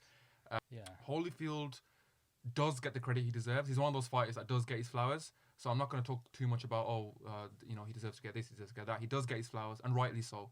I think in terms of where he was in his career as well, he wasn't. I think the bowl fights, he was probably at his peak in terms of where he was in heavyweight division. I think cruiserweight was where he was best suited, but in terms of heavyweight, he got stopped by Bow in one of them. I think the one he won was it a split or unanimous decision? Controversial. Yeah, that was the flying kite, man. Yeah. And in the third one, he got a decision, right? Sorry, he lost by decision, right? Yeah, Bow won. Lewis, the first fight, Lewis won, but he was given a draw. The second fight, I had Holyfield winning that fight, which Lewis actually won. And the Tyson's fights, I'm not going to do a gimmick here, but he stopped Tyson in the first fight. The second fight, we all know what happened. Yeah. So and then he carried on fighting. I don't want to talk about too much about what was happening outside the ring, but he carried on fighting. He went in the ring with value, man. Like, what the hell? The guy's twice his size. A lot of people don't remember that. Remember that shit, man. A lot of people would argue that was a robbery on that part. That Holyfield deserved that victory. Didn't Holyfield beat Holmes as well? I don't know, but he beat Ray Mercer. I think he beat. Just check for me, Jess. Yeah, I know we're talking about old Larry Holmes, but I'm sure. It's a name on the record, isn't it? He did. He did beat Larry Holmes. This is the thing I love about Holyfield as well. Look, he can outbox you on the back foot, and he can give you a right unanimous floor on the decision. front foot. Yeah, let's go for it, man. The Bowl trilogy personifies that. The Mike Tyson fight, he nearly got. Well, he did get rocked in the first round against Tyson. Yeah, he did. You know what I mean? Yeah, he got hit. cool. The crowd went wild. Took it. And what did he do? He stopped him. He's that guy that fought everything that was in front of him. Yeah. You know what I mean? Did he go on too long? There's reasons why boxers do. I think he Roy did a little Jones, bit. Ali, everyone did. But Yeah. for when he's in his prime, what he did, and you know what? There's notable people that say I disagree. That say that he, as a heavyweight, he would have taken Usyk. Hey, that's a separate question. Yeah, but I just want to say as well with Holyfield, there's not. I mentioned 3 words earlier: if, but, and maybe. Those words don't exist with Holyfield. He did what he needed to do, and he went in and fought who he needed to fight. He was a real. People talk about He's fighting, the real man. deal. He's the real deal. He is. So yeah, he's I can see why he's on your list, and he would be on probably everyone's list. Yes. It depends On where my you list. rank I think he him. has to He's be, on yeah. my list, but Yeah. he's not. Yeah. He's not at 8. So we've done. I got him in my top 5. So we've done. So I think Jazz is 8. Is it Jazz? Have we touched your 8? My 8 was Vladimir I've done my Klitschko, 8. yeah. Jazz. Mine was Fury. Fury, that's it, 7 right? now. Let's go 7. I'm gonna start with Ammo. Go for it, bro. Tell me you take number 7. Now, this is probably the oldest name on my list going back, and it's Joe Lewis. That's Oh low. my God. Yeah, I got That's the brown. low. I got the brown bomber as number 7 on my list, and the reason as to why he's not higher. Well, here's the thing: in terms of accolades, right? Okay, first and foremost, yeah, he defeated. He avenged his loss against Max Schmeling. Became a hero for America, especially at the time where the Nazi forces and what was going on in World War II. He defeated their top fighter and did so in a first round knockout. You want to talk about you want to avenge a loss. That's the way you do it. On top of that, obviously his unbeaten run. Oh, and another reason why I got to give him big props. I want to talk about something that he did in the 30s. Now I know it's about 40s onwards, but what Joe did in the 30s deserves big props too. He also knocked out Primo Carnera. So this is the whole idea. This is what I do. Maybe I need to sometimes think before I speak a little bit when I talk about how he would have lasted against bigger fighters later on in his career. Primo Carnera was a 6'7" Italian. You know what I'm saying? Got that on my notes. Exactly. He beat Primo, and that was a world champion too. Primo Carnera wasn't a contender. He was a world champion, albeit it was a short period of time. But he defeated Primo Carnera, size advantage given, right? And he knocked him out. And on top of that, then you factor in that 12-year run, the 11 or 12-year run from 1937 up to 1949, where he was unbeaten, most heavyweight title fights, most heavyweight title defenses, everything. The records are still there. They stand till this day. Joe Lewis is that guy. You know what I'm saying? He's a remarkable boxer. Touching on that. I'm very interested to know who you Who's got he higher still? than him now. I was gonna ask you. I got a few people, but say- then remember he's also got victories over Jersey Joe, as well as I was gonna say Max Bayer. I'm interested in coming forth from that, but without spoiling names, why is he in that let's say low? Yeah, what Why is he prevented not- you from- It's a bit of a strange one. I think his accolades are too strong, which is why I put him there. But I believe that a lot of other people who I've put on the list, I think they actually beat him, Yeah. including the people I'm going to mention after this. So we're I think the going- only yeah. reason why I put him there is because I give him props. He's an amazing fighter. He deserves to be there because obviously his records stand to this day, and what he was beyond boxing, he transcended it. Right. I mean, he also got other victories too against the OG Cinderella man in James Braddock as well. He's got some great names to his record. His boxing style was really fun to watch as well. You could watch some great fights, even in his later fights when he went on to fight people even past his prime. Man, you know what? That's something that you don't see too often either. When a boxer, even if he's out of his prime, he said, "I want to go and fight him." This is why, off topic, I love Manny Pacquiao because even as a 40-plus-year-old, he wanted to come and fight Bud. You know what I'm saying? That's Pacquiao. Yeah, I got it. Personal favorite fighter of all time. But Joe Louis deserves to be in that era, you know, because I agree, he wanted man. to go against Yeah. anyone, and he did. I- And only reason why he's at that point is only because I think the other people I got on my list, they would be able to beat him. Well, I'm excited to hear I that. mean, I mean, yeah. I So agree. that's the I- only reason so why. I'm that's gonna your put it number out seven, there right? that Yeah. I didn't put Joe Lewis on my list. Oh no. Yeah, And you that want to come is- at me. That is You know that is what? just pure down to Preference, I've- it's subjective. Yeah. as a boxer, unbelievable. Accolades, unbelievable. But I've never really watched too many of his fights. That's fair enough. That's fair enough. Right. Yeah, okay, yeah. So I don't really want to put a boxer in that I've not really done Studied any and watched research on or enough, yeah. studied ever or really got into the mindset and stuff like that. But I get why he could be top 3. I think your honesty saves you from committing boxing blasphemy. Yeah, no, it's true. No, look, That's it, I'm not that's gonna it. I'm not gonna sit here and act Yeah. like I know about Joe Lewis. Yeah. I know about Joe Lewis, but I don't know Not in enough depth to about Joe where Lewis. to rank him, which is Yeah. fair enough, man. I mean, so we've gone through your 7. I'll quickly go to my 7 now, man. We are number 7, right? Yeah. So a name that been slightly mentioned previously, right? I'm gonna go with the man that gave Ali his toughest fight. That's Joe Frazier. Smoking Gin Joe. Smoking Joe. When you say that, we've had our number 8's the same, our number 7's the Seven's same as same. well. Let me Oh, go and yeah. say Yeah. They're it's copying that both brother. Ah, yeah. Yeah. A little bit about Smoking Joe, right? The Ring Magazine Fight of the Year in what was it, 67, 17, 71. You know, little things with Olympic gold medalist as well, man. Yeah. Yeah. You know what I mean? Yeah, The yeah. best Yeah. left hook ever. Best left hook ever. You know, I think the only way you're going to stop him is through the sheer size of you. Yeah, Like, otherwise, yeah. he's going to carry on coming he'll forward. come at you, man. Ollie, we talk about the thrill in Manila. He was on the verge of winning that. I've got The a, third fight. I've Yeah, got a great he's on the story verge of about winning that. Fraser. Go on, Jazz. Look, he's a little bit higher on my list. But Fraser's one of them fighters where you come from nothing during that time. And a great story about Fraser, I got it written down here, is that his mother used to sell drinks for $0.25 as they watched boxers like Sugar Ray, Rocky Marciano, Rocky Graciano. Mhm.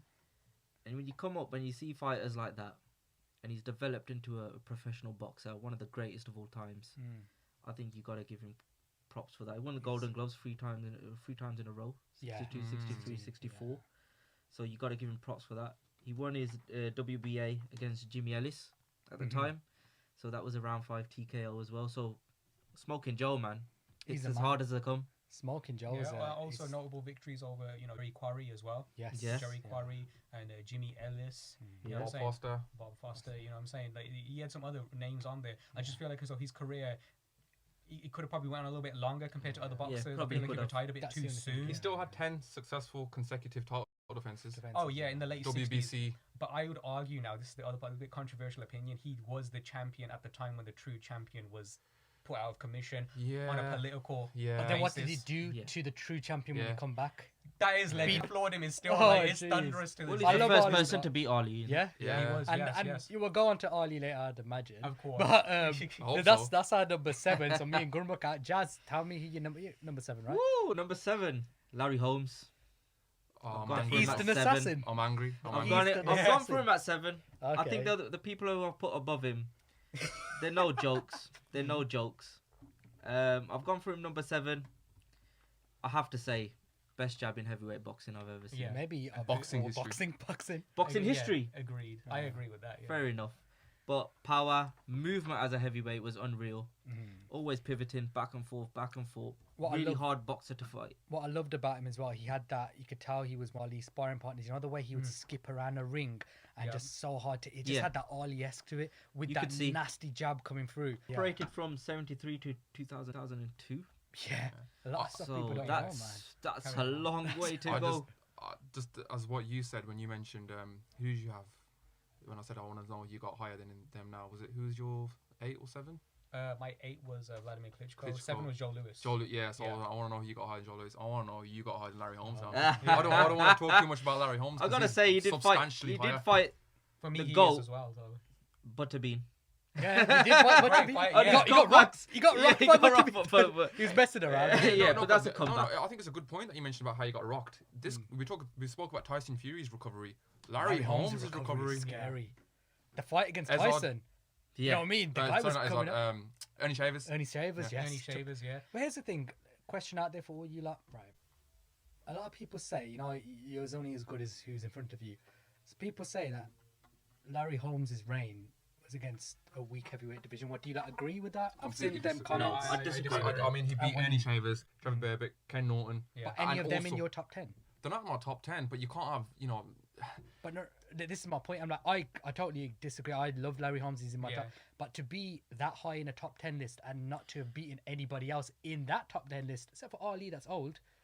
I just think It's a point, I isn't just it? think I don't want to. I've And got a then- lot I'd of say other points. I'd put Ernie Shavers up there with Yeah. Ali. But then one more point is like the people that come up and ended up beating Lewis. That Larry Holmes. That He was a lot shouldn't have older. beat him. He's a lot older than. But You still, know. like And I don't want to talk too much about what I've got on Larry Holmes because I don't want to bring on to that. fair But enough. I think we're all in agreement of how great he was. Yeah, We're just 100%. questioning where he Yeah. ranks, I guess. yeah, good. Tell me number 6, bro. My next number 6, George Foreman. For me, originally I had Foreman slightly higher than this, but I've put him in at number 6. I think he's probably. We spoke earlier about Sonny Liston, about that aura he had, but I think George Foreman is probably the most intimidating heavyweight of all time in his first run. Not when he come back in his first run, the most intimidating heavyweight of all time. I think most intimidating boxer potentially. What he did to Joel Frazier, like we've just God, rolled off the second tongue what round. we did. 2 yeah. times. No, but Yeah. he knocked him down 6 times in that fight. Beating Joel, he beat Ken Norton. When he came back, like the oldest ever heavyweight champion in the world. Beautiful That takes some comeback. doing, man. In an era where there was some tough boxers, man, Yeah. and I don't care who he beat to win that title. He still went 12 rounds with Evander Holyfield as well. Yeah. I just think his work rate is right up there as well. Relentless, the power he had. He was just great heavyweight, man. And yeah, like I said, he could have been a lot higher. I think what gets slept on is how he took a break, come back, and then won the world title again. yeah. That's never ever going to be seen again in boxing. I think It's I'm the confident to oldest. say. Yeah, it's I the don't oldest think heavyweight so. Yeah, it champion. took I- a decade off. Man. exactly. Unless Jilly Jang, Silly Zhang to say. as a saying that. But Jilly I Jag. mean, in terms of the whole pack, like The whole stepping package. away, from Stepping technique, away, coming back and decade doing off, it. Yeah. coming back and then almost Um, dominating in some sense. So I would say yeah, my favorite fight is probably the one that he had with Ron Lyle. yes. Yeah, That that's knockdown close. he had, Yeah. it's like, someone put a video of that right now, it'll shake this damn room. Mm. It was that hard of a knockdown, but he George comes up in the Foreman was next something round special. and he finishes him off. Oh man, that's a slugfest right there. And that was literally after the Ali fight as well. Yeah, So, yeah. like he had his second run. He did become a world champion after that as well. exactly. And he stopped prematurely, but then it went on to give him the more iconic story of coming back and becoming the oldest heavyweight champion, which that's the record still lasts after 30 years. It's still here right now. So yeah, George Foreman. I got him a little bit higher, but Yeah. yeah, That's your he is a number- legend. He is a legend for that. Number 6, right? Yep. It's interesting because I'm gonna knock out 2 of mine now in that sense. That number 6 for me was Larry Holmes, which has already Okay. been touched upon, and my number 5 was Foreman. Okay. Right. The reason why I put Foreman above Larry Holmes was the point above I made that Foreman has beaten names in my Frazier. top 10 list, whereas I don't think Larry Holmes has notable wins over anybody in my top 10 list. It's very tough to compare him in that sense. A lot of people, I think, really sleep on George Foreman's boxing ability as well. Like, I do. yeah, or you sleep as in like you. Yeah, I don't rate his boxing ability I that do. much. First of all, obviously people don't. He's Olympic gold medalist as well, right? Other something about the way he boxes as well. I feel like he was a brawler. He went for it. When someone was hurt, you saw like the swinging, right? But the way he used his cross guard, he used his forearms to deflect and frame punches, and I think it was perfect for his style. Very unorthodox. Very defense. unorthodox, but it worked. There weren't someone that beat his style. I think Ali beat his mindset. It didn't beat his style. If he come into that fight not being mentally done by Ali, the way Ali drained him and tired him and mentally, I think he would have stopped Ali, man. I think Ali shocked him in the fight as well. Yeah, Like, he's thinking, Ali's- what is this yeah. guy? What's happening? What's he doing? This is just too easy for me. The way Yeah. he struck it. So, honestly, I think people do sleep on Foreman's style personally, and I love it. And I think for the size he is and the way he is, there's only 2 styles that kind of match that one. Either being your typical crunk with that right hand coming through, or the way you use he personifies using your size and weighing on people get and outpowering. He's like he's wrestling them, if anything, in a boxing ring. Yeah. George Foreman, that's that. And then You obviously, think he's got the hardest punch ever? well, you got Between him and Ernie Shavers. Ernie Shavers. Between I'm gonna Ernie throw him in Shavers. there, man. I'm gonna throw Deontay Wilder in there as well. Good shout The out to Bronze the Bronze Bomber. Bomber. Yeah. Shout out the Bronze Bomber. Yeah. Yeah. It deserves his flowers, Yeah, man. of course, man. Bronze Yeah. Bomber was amazing to watch, though. I can't lie. Yeah. He brought excitement, man. Good stuff, man. So yeah, I've done my 6 and 5. I think where are we at? My moment? six is Joe Frazier. We've already Okay. spoke about Touched on that. Joe Frazier. Yeah. My 6 was gonna be who do I got here? I'm pretty sure I was gonna put down Larry Holmes. Okay. My So number it's, 6 was I gonna be I Larry feel Holmes. like all the numbers going forward, it's going to be more debate Yeah. about why they're where they are. So we've done. But I put out my 5 as well, perhaps, if you don't mind. Yeah, go for it. It was Holyfield. I put Holyfield Okay. at Wow, 5. that's quite hot. Okay, here's a question, Jazz. I just Yeah. loved the way he was. Okay. I think he wasn't one of them who were disrespectful in terms of how he promotes a fight like Fury would. Yeah. Right? I think he was a true champion. Cruiserweight was unbelievable, undisputed at cruiserweight as well. Went up. I think he schooled a lot of heavyweights, including Mike Tyson, which is hard for me to say because I just love Iron Mike. But I think what Holyfield showed in terms of like boxing technicality is a different breed. Mhm. And I think, like Amar said before, if you put him in any era, he'll be a world champion Can I ask you for a a long question? time. Can I ask you, what do you think he has that Larry Holmes and Rocky Marciano don't I have? think he's That's a lot more elusive. A lot more elusive than I think Larry he's Holmes and Rocky Marciano. I think he's mid-range. I've got him down as mid-range boxer here. Mhm. Elusive, in and out of range. It was hard to get Holyfield's range right. Mhm. It was very difficult. And then if he did get it right, and if you did catch him, he's got a chin like Like nothing no one Yeah, else. no one- If you hit him hard, like Tyson hit him hard, Mhm. that first round, that would have He put down wobbled a him, lot yeah. of boxers. I watched that fight the other day, Yeah, according to this, and I watched that fight, and I watched it, and he hit him hard. A lot of heavyweights would have gone down. He didn't go down. What do you think about this though, Jazz? I understand like what you've kind of built up Holyfield about the way it's hard to kind of get to his chin, etc. Let's look at his wins though. So Okay. we mentioned Mike Tyson, Yeah. right? 2 And times. as we've said, he's beat Mike Tyson twice. But I think his notable win against Bo was a bit controversial, and then he lost 2 against Bo. Lewis, I think Lewis got the better of him in the first fight. Yeah. Second fight, end of the day, if he won or lost, it goes down as a loss. Do you say that was towards the end though? of him, yeah, that's the only thing. And that's The another Lewis thing people fights. say about Lewis. Like, Yeah. I imagine we're going to go on to Lewis later, hopefully. Yeah. But no, it's interesting you say that about Holyfield because I'm a big Holyfield fan. To come up from cruiserweight and dominate a 90s heavyweight division, which was probably one of the most stacked, Yeah. heavyweight The divisions. one thing to say about the 90s, not only the who were at the top, but the kind of mid Mid performers were- there. You mid gave it people- to us. They were dangerous. They were You know what I mean? dangerous, Great, man. yeah. It was I all gotta dangerous. give my number 5 to all you guys. So my number 5 is gonna be Vitali Klitschko. Oh god. Wow. Wait. Before you That's carry on, high. I think Vitali's got the only boxer in heavyweight to have an L on his record from someone that's not a boxer. That's Mick Hennessy. Mick Hennessy took his off. I thought he was like brought something serious on me there. Mick Hennessy Mick made him Hennessy look for like the a zero. clown. Yeah. Mick Hennessy made him look like a Shout out right Mick clown. Hennessy, bro. Oh my Shout out Mick Hennessy. Why have you got him at number? Go on, number go on. five? Sorry, Number sorry, five, I want man. it, I I want want it, to okay. know because Because I just he's think not on my list. as far as a formidable fighter goes, yeah, if he's on form, if he's healthy and in check, that dude does literally wipe, I think, any boxer that came before him. Every boxer Why that came though? before him. Because there was a lot of ifs in that sentence. Because first and foremost, it's the reason why. I mean, the if factor is this: the 2 fights that he did lose, one is against Lennox Lewis, and he was was he ahead. was going back into his Cut. and it was ahead, wasn't he? He was getting ahead, and the Yeah. momentum was swinging, and Vitali accepted that on short notice too. Yeah. Yeah. You know what I'm saying? Whereas Lennox obviously was having a camp, and then he was preparing for someone completely different. Debatable if he was having a camp. If he you was listen having a to camp, Stewart, he yeah. wasn't in his Yeah. best shape. he either, wasn't let's be looking great in honest. that fight. He wasn't. Exactly, but then of course I think he understood that was probably the best time to retire because I don't think that rematch would have went anywhere near in his No, favor, yeah. right? So Vitali Klitschko, that's one fight. The other fight, the man was winning the fight, but what happened? His shoulder popped out. I mean, that's just an injury. Yeah. Otherwise, he has never been dropped, hurt, or stopped in his boxing career. He has never been hurt. So you want to talk about a formidable, like an iron chin, somebody that will not get hurt. Vitali is there, and then on top of that, it's just his power. He's got like one of the highest knockout ratios in boxing history. Right, look at his record right there. If you load that up right now, look at Vitali Klitschko as a Load it puncher. up, Jazz. Couldn't get get Delboy out there though, could he? He couldn't get Dowboy out there, but that's towards the end. And Dowboy's a rough fighter too. You got to give it to him. That's a better Dowboy than Yeah. But on top of that, though, I want to Knockout give it like, ratio, well, look what he did to Shannon Briggs.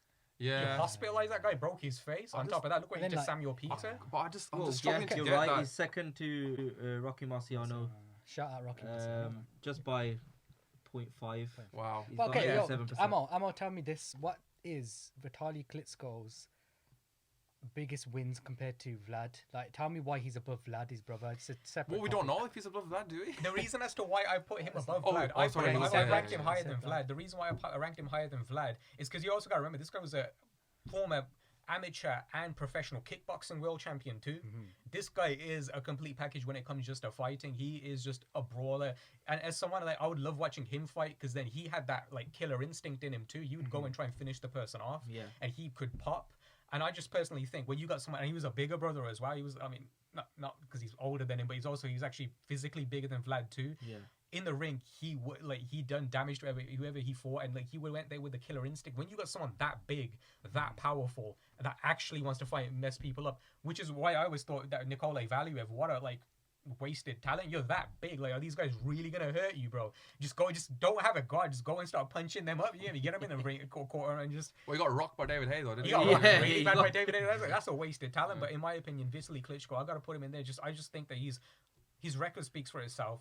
Long reigning world champion, but I think if you put him in there even with other people, he would have them, man. It's just Vitali, man. He's a man. I mean, he's a mad guy. I think you made some great points. I just disagree with you. It's just a matter of opinion. Like, I just think. Of course. No. I think like I struggle to see how you mention certain boxers that are lower than him. But fair enough, fair play.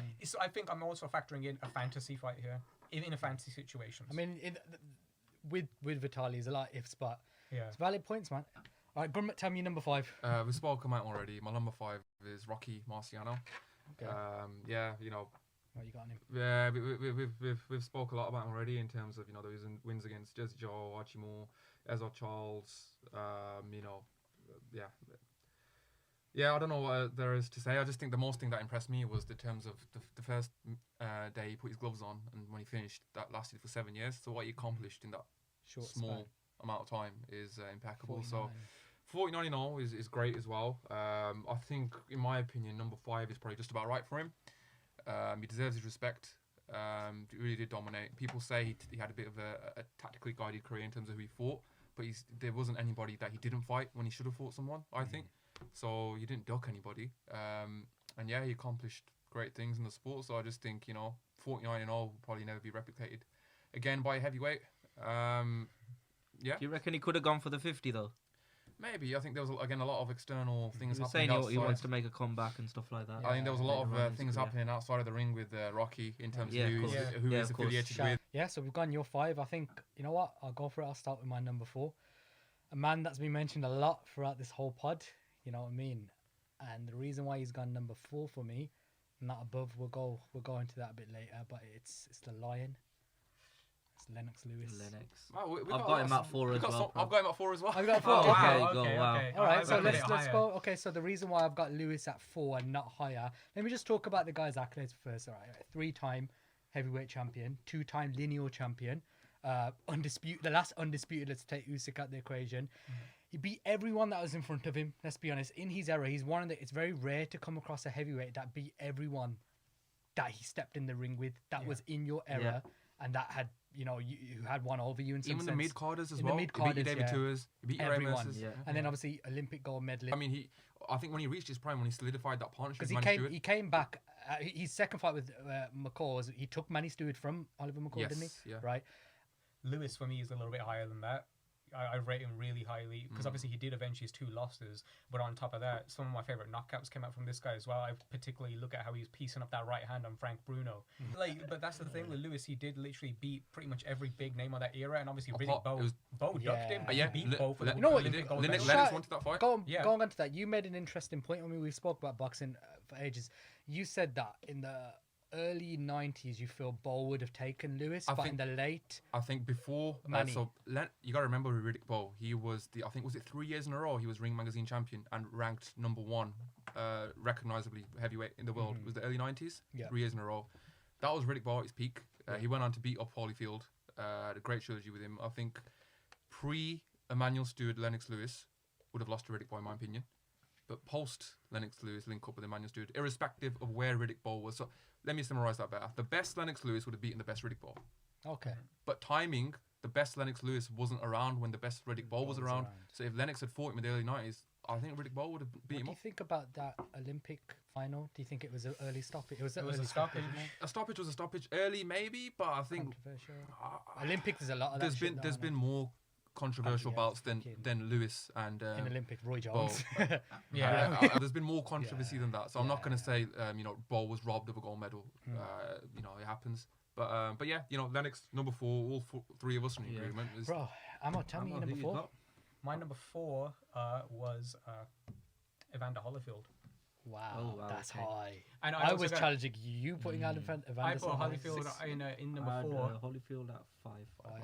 Okay. And I put him a little bit higher because I also kind of factored in his cruiserweight run too. You know what I'm saying? Undisputed champion in cruiserweight, then to go up to heavyweight. It wasn't his natural division either. But he went up and he stepped up to that challenge. And obviously the way that he fought, all the other points that you guys made, the fighters that he fought, and he never ducked anything either. He went on for a long time too. You know what I'm saying? He had a really long career. Should he have gone that long? Probably not. But Personal factors. yeah, he did. Amo, here's a question. Go right, on. Bit off. Cruiserweight and heavyweight. How Yeah. does Holyfield Usyk go? Tell me cruiserweight first. I think Usyk wins.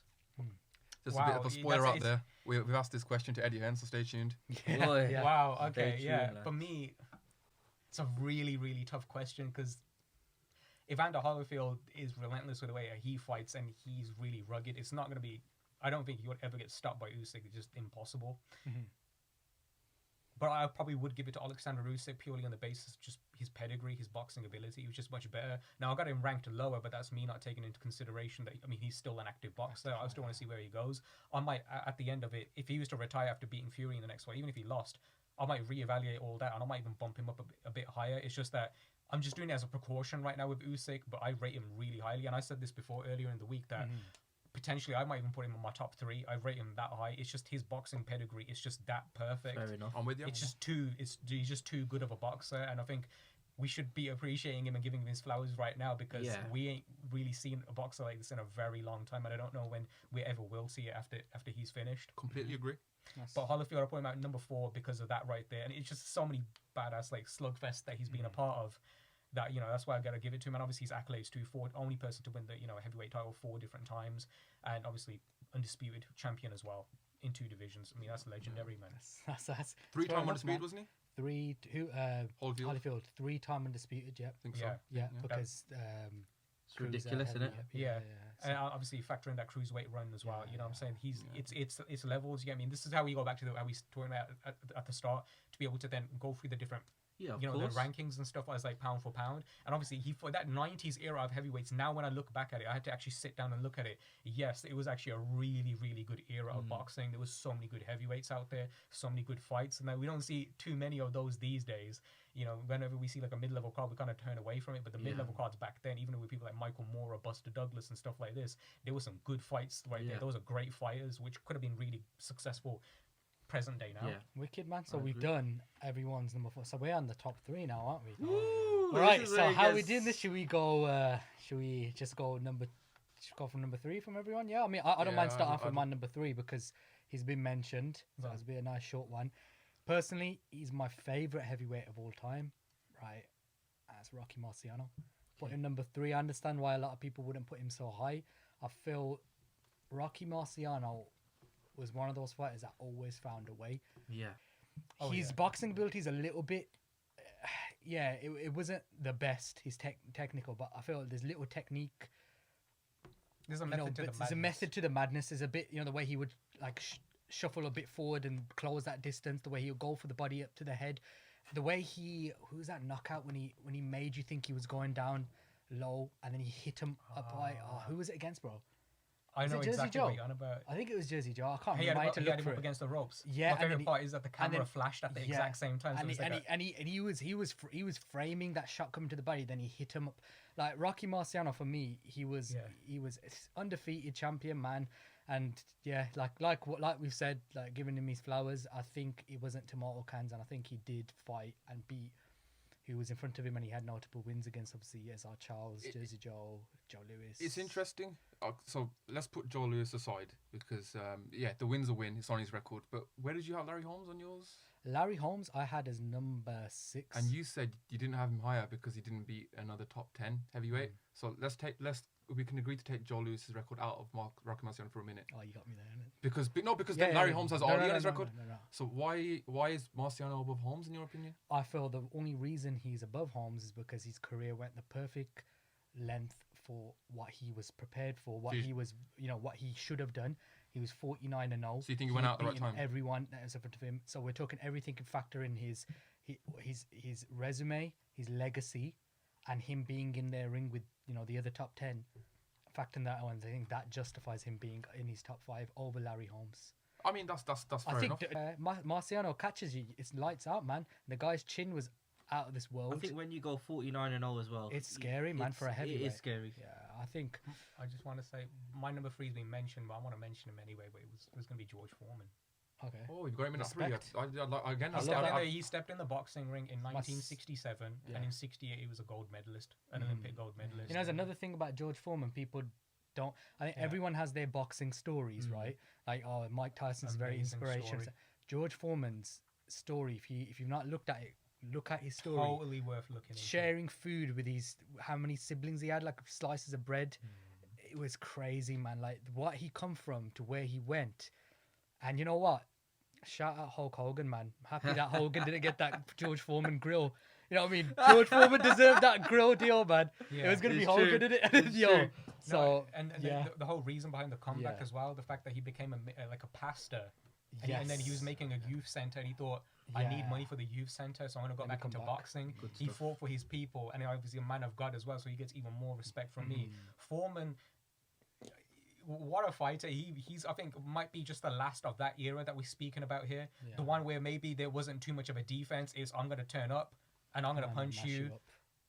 And that's what's going to happen. Perfecting his, you know what I mean? He stood there and he popped. I mean, sometimes when you look at the fights, especially against Holyfield and everything like this, he would get pieced up too. Didn't go down though. To me, George Foreman's obviously he's round now.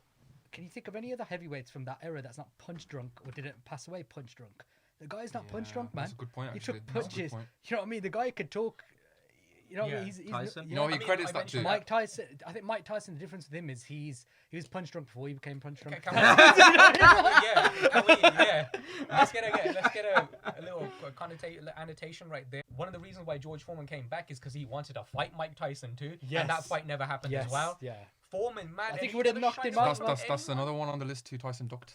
I got Tyson. Biggest hater, right? Yeah. I got Tyson at 3. But I've added to you. What the bomber clock? I've got Tyson at 3. Who's walking up? The jacket's coming up. I'm not walking out. I'll put my gloves on. I've got Tyson at 3. Okay, lads. Let's give him his Jazz. Tell me why he's number 3. And this doesn't apply to everyone, and I understand why Mike Tyson is not on anyone's top 3, and I'll get why. Tyson, for me, Ali got me interested in boxing. That was an interest, but Mike Tyson made me fall in love with boxing. Like, everything about it, the backstory, the ifs and buts, you can say the sob stories like Gurumukh says, but everything about that guy, even till this day, the mindset is just different. It's different class. The way he boxed, Customado, he got me into looking at the training side of it, how he trained boxers, what his thinking was behind the peekaboo style, why I rate the peekaboo style so much. And I see a boxer coming up similar to that kind of style now in Moses Itomo. It's a little bit, I love it. I just love to see it. And he did change the game for me. And he made me fall in love in the art of boxing, of how you can be from here to here in a split second and hitting someone on that side to that side is just different class. What I agree with that as well. I think I watched a video. It was in an interview. Lennox Lewis, when he spent I don't know how many months or weeks or whatnot when he stayed down at the Catskill with Tyson when I think they were sparring in the amateurs, and he said that maybe Mike Tyson was the best boxing historian he ever come across. He goes, the way he would put footage on, and he loved it. It was like something he would get excited over. It was like, you know how when something's your profession, You love your profession. There's parts of it where I need a break from it. I think boxing was just Mike Tyson. Yeah. That's all he had. That's all he loved, fighting. That's Do you why. know what I That's mean? why I love him so much. Yeah, and a lot of people sleep on. Oh, he was only a brawler. He was only this. I always go back to the way he would. His movement is unheard. Ali and all these other guys, right? That move, they're elusive. Mike Tyson's offensive movement was something never seen in a heavyweight, and it will never be amazing head replicated. movement. It will never be replicated. His southpaw switch when he hit you to the body and the head, that uppercut, it was crazy, man. The way he would close the distance, his foot placement, you know what I mean? It was. He looked at his historians. He talked about what he loved, like I mentioned. Willie Pep's foot movement. Yeah. Look at the the Fitzsimmons shuffle, all that Golovkin's done. The only reason he's not in when I said Which is fair enough. is because his career didn't go the way it Yeah, did. The way it I should have, understand that. End of the but day, that's what? probably me Yeah. being a little bit biased, putting him at 3. Yeah. But I just Commercially. love him. I'm not gonna keep banging the drum and criticizing Tyson. I respect how you spoke, how much passion come out of your mouth there. So I just want to speak about Larry Holmes, Yeah. who is my number 3. Wow. Wow. Because you mentioned how much you admire Tyson. Yeah. And how you were just amazed by everything he had, and that's how I was with Larry Holmes. Growing up as a kid, obviously I didn't watch Larry Holmes. I wasn't born when he was Yeah, of course. fighting. But when the boxer who I fell in love with was Floyd Mayweather, and then he got me obviously to research other boxers and going back in heavyweight boxing. And Larry Holmes is someone I just admired. I touched upon earlier, when I was speaking about Rocky Marciano, he was 49-0, and nobody's ever going to get that in my opinion for a heavyweight. Larry Holmes is 48-0. Yeah, He was Closest, 48-0. yeah. Yeah. Closest. And the Spinks fight, which he lost. 2 times. He couldn't could get have. us one number. Yeah, you could have got there, man. I just think what we've seen, we haven't mentioned Ali yet, so I'm not going to say anything. But I just think Larry Holmes doesn't have a weakness. I think if you put him up against any heavyweight in the history of boxing, he would have beat him. The best version of Larry Holmes beats the best version of any boxer in heavyweight boxing history, in my opinion. I disagree there. That's my opinion, and like I said, I admire Jazz's passion, how he spoke about Tyson, and I'd passionately defend Larry Holmes to death against anyone if he wants to come at me with anti Larry Holmes. I don't think anyone can be anti Larry Holmes though to a certain He's extent, one of those right? fighters that everyone Legend, respects, man. everyone loves, man. Yeah. Larry Yeah. Holmes is. Immense fighter. So that is. that's what we've done 3. Yeah. Everyone you done your 3s? 3? Have you done your 3? My number 3. Oh, I you did, had- yeah. you had yeah, I the- did Foreman. Yeah. Foreman. You went Okay, Foreman. I've done my 3. It was Marciano. So we've got Woo. 2 and 1. Should we do 2? My Then we'll number take a 2 has break. been already mentioned though. For me, it's Lennox Lewis. Okay. Wow. The pugilist specialist, that man right there. Again, I kind of misspoke when I said that Wladimir Klitschko was the best to box tall. He is one of the best, but Lennox Lewis is also up there too. I don't know how I would choose between the two of them in that sense, because I also thought that Lennox Lewis is a much better brawler as well. When he did want to stand in there and he wanted to swing and trade with you, loads of fights can show that as well. Do you think Lennox is one of the boxers that perfected every art of boxing? Yeah. Oh, that's interesting. Like Okay. Like Okay. I don't think offensive, so. defensive, Uh, mid-range, yeah. managing fights. I think yes, he did do that, but maybe on the defensive part. I mean, he was lacked with a Manny Stewart. Manny Stewart was one that made him perfect his Goat. defense. Right, that's I an like that absolute story legend. about when Manny Yeah. Stewart told him about his right hand where to keep it. He's like, can you just move it 2 inches? Do you know what I mean? Just Yeah, to block just that. like that. Yeah. Manny Stewart is Little things like that. I absolutely. love that. That yeah. might even be my favorite trainer of all time. I just think, and you got to look at what came out of Kronk. I mean, the reason why Tyson Fury's had his resurrection is because of the philosophies of Yeah. Kronk Yeah, itself. yeah.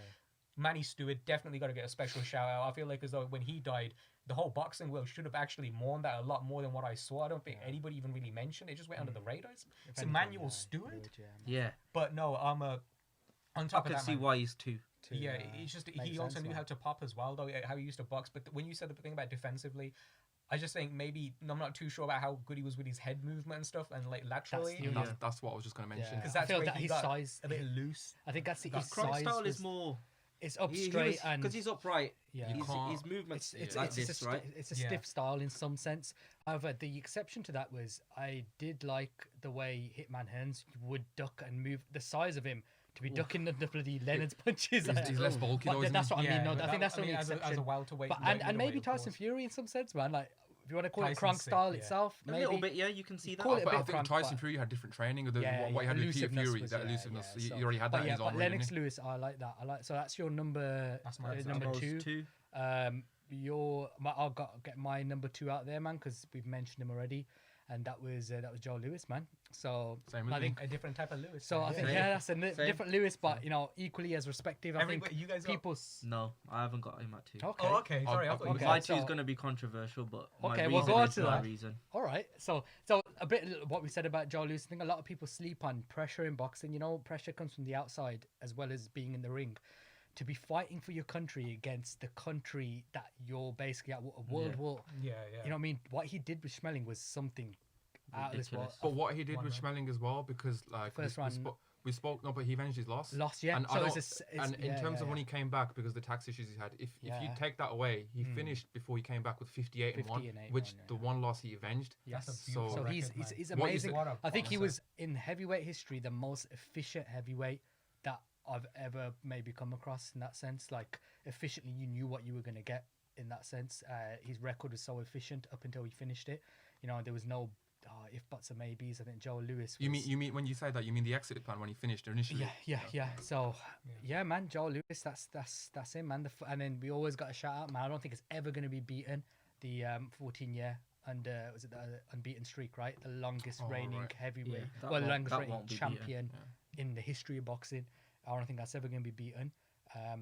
So yeah, that's Joe Lewis. Very interested to go on to you now, Jazz. Jazz, shock us, man. Tell me I've your gone number for 2 is. I've gone for this guy at number 2 is. I told you I got two active fighters. My Oh, number no. 2 is Usyk. Okay. Oh, okay. You know what? I thought if he said Anthony I'm Joshua. not AJ. angry. I'm not I'm not angry. For me, he don't duck fights. Mhm. Yes. It's true. He's an unbelievable cruiserweight. Yeah. He's gone up to heavyweight. It's Mhm. not his natural, in a sense. Okay, it's natural weight class for him. He's not cutting weight or anything like that. But it's a different level. Mhm. The power's different. The movement's different. The ring Mhm. IQs are different. The technicalities are different. And I've gone for him for number 2 just because I'm living it. Mhm. I'm watching his Yeah. journey. You know what the Yeah. thing is? And I think I gotta appreciate that, man. And he's undisputed at, what is he, 38, 39, 37. 37? man. Yeah. You're undisputed at 37. Like, It's that's, younger that's fighters. He's well, he's one of those that's going to ridiculous, go down. man. In, if a say videos are going to be in like 20 years, Usyk's going to be that one that stood out from this era. He's Yes. we're talking about every weight division right now. He's the only man I feel that really stood out. I mean, Mayweather. We're talking about the past era. Pacquiao. In this era, potentially Bud may go there. Potentially Inoue. I reckon Canelo's probably up there, but Usyk has already solidified in 20, 30, 40 years' time. He's going to be I think eternally spoken about. another reason what you made about Joe Lewis about what he did for his country and stuff like that. Yes, In terms of like war yes. and that, I think I said it to you guys the other day. Usyk's mentality is you can't. I don't think you can break it. Unbreakable, The guy's seen war yeah. and he's seen it on a different level, and he's taken pay cuts, Yeah. and with that pay, he's given it to his country. Mhm. It's not for himself. Obviously, he's going to take a little bit for himself. Whatever. I don't know what the ratios are, Mhm. but a bulk of it does go to the army Mhm. for Ukraine, and I think that when someone does that through their profession and they puts their heart through it, you got to give that guy props. That story I love is when he goes before the Joshua second fight, when he was visiting hospitals to see like the injured army men, and they were like, "Why are you here? Why are you not training for that second fight? Why are you double thinking taking it? You're representing us." And, like, it brings tears to grown it men's does, man. eyes, man. Like It does. Alexander Usyk again, he's the man. love him. and I that's think the he's thing, brilliant. man. Like honestly, if this list was, I think a lot of us have a lot of that Right, nostalgic nostalgic bias. Usyk, if he retired, even if he lost to Fury twice, net going through, maybe he would even go in my top 5. In my Oh, opinion, I'm saying in my, that too. Yeah. I'm gonna say that too. yeah, I probably would. in my opinion, out of everyone I've mentioned so far on my list, other than Larry Holmes, I think he beats them if they were to Yeah. fight up. I think so. And you had the Cassius Clay era, you had the era of the Four Kings, you had the Roy Jones Jr. era, you had the Floyd Mayweather era. Alexander Usyk defined his own era. He'll be 100%. looked back at as Usyk's era. 100%. Yeah, And he's yeah, great, man. undefeated. I mean, you've got other such world class fighters in this era that he's outshined. Bud, Canelo, Inoue. Yeah. You know what I mean? This is the Alexander Big Usyk names. era. Definitely. big names. And he's also the only one on this list that we mentioned here. Because I don't know about what your top 10 pound for pound is, but if Fury makes that top 10 pound for pound, just remember that Usyk's defeated like 2 of those people on there. Better Yes. be even the amateurs as well as Fury. Good he point. deserves to be at the top for that. And it's reason. what you touched upon earlier as well. When you were talking about Usyk, he became undisputed and the greatest ever cruiserweight division of all time. All right, guys. So down to our number ones. I think there's a name here nobody's mentioned, so I'm guessing he's everyone's number one. And I think Who's that? everyone. I'm guessing he's everyone's number one behind the camera too. Apollo who's- Creed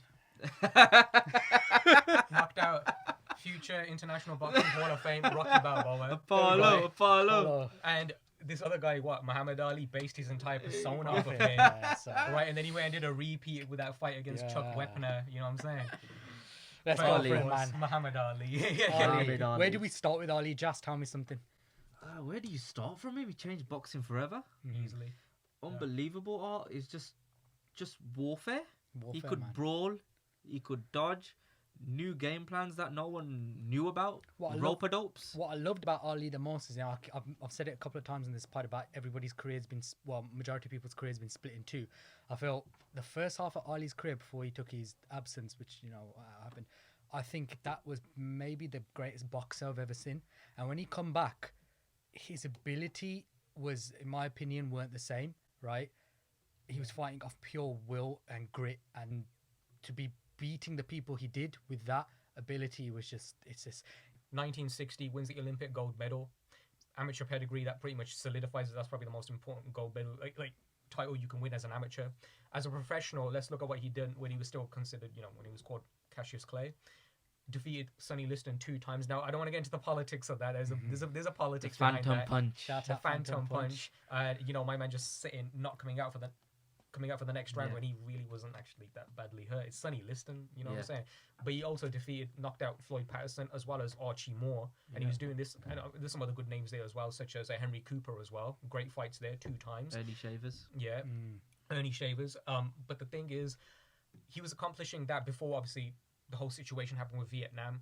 Then this is why Ali also becomes the GOAT, because of what he done after that. What he did, Yeah. he transcended the It sport. touches on that Usyk bit a bit, like, Yeah. you know what I Yeah. mean? That's what people giving their flowers for Usyk. Like, Ali was the Another gatekeeper for every sort of, accolade of flowers that people have. But carry on, bro. I would just consider Ali. I mean, I'm going to say it flat out. I'll stand on this business. I think he's personally the greatest athlete of modern times, easily. maybe of all time. Yeah. Honestly, I like the last 100+ years, Ali, Yeah. we were straight through. Because Yeah. there's boxing, you don't play boxing. Yeah. And at the level he did it, because I'm just got up to like 1967, 68 before the draft, what they call the draft dodging. It was right for. I didn't agree with that war either. I've been to Vietnam. They didn't do anything except for bomb the hell out of Cambodia. Sorry, I'm getting too political here now. But look, what I'd say is this: then he does come back after this layoff, right?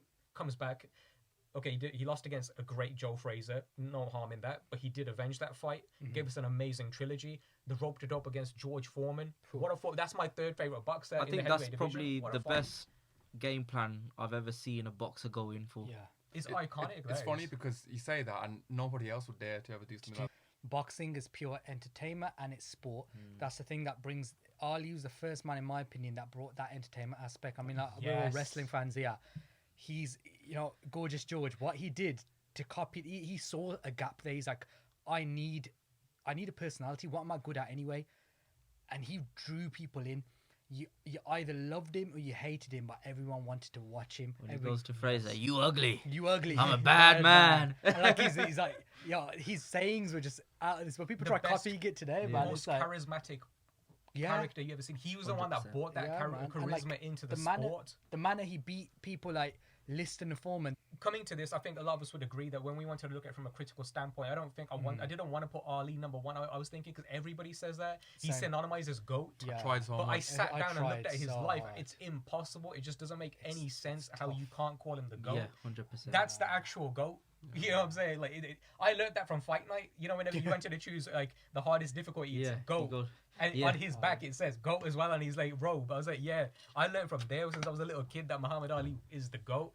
Read his story, watch his fights, and it's the beauty at which he fights too. Some of the most iconic pictures, just images of boxing. Of sports history, Yeah. Is just Muhammad him Ali. above, standing over triumphantly above Cleveland Williams as well as Sonny Liston. Liston, These are some of the most beautiful pictures you've ever seen in sport. Dodging Fraser's that pullback. yeah. Shout out Yeah. Mayweather, man. That Yeah. pull counter right. Oh, As Ali, bro. As ridiculous, Ali, man. Counter, man. You know what I mean? Yeah. Patterson twice, Frazier twice, Tell Norton me. twice, Cooper twice, Liston twice, Chuvalo twice, Ooh. Shavers, Foreman, Spinks, and many, many more. Like, he's got the best boxing resume in history, I think. Debate- He Pull back. avenged. Yeah. He avenged at least 3 of those fights that he did lose. You know what I'm saying? There's only 2 people that defeated him that he Yeah. couldn't beat. And he was that old then. Way He was- past he his shouldn't have been in the prime, ring mate. against That's Larry the Holmes. other thing that I love about Ali is like, when people are past their prime and they're losing, he was still getting wins and what I Yeah. mean, notable wins in Yeah. when he was It clearly wasn't a past it. fast decline. Right? Yeah, He it wasn't in wasn't. his prime when he beat George Foreman. No He way, wasn't. no No, way, no, no no, way. he wasn't. I don't think he was in his prime in his second half of his career. I honestly think his prime was Cassius you know, Clay. When he was Cassius ca- Clay. before- You they know what I took mean? You think his 3-4 prime was years of his Cassius Clay? career.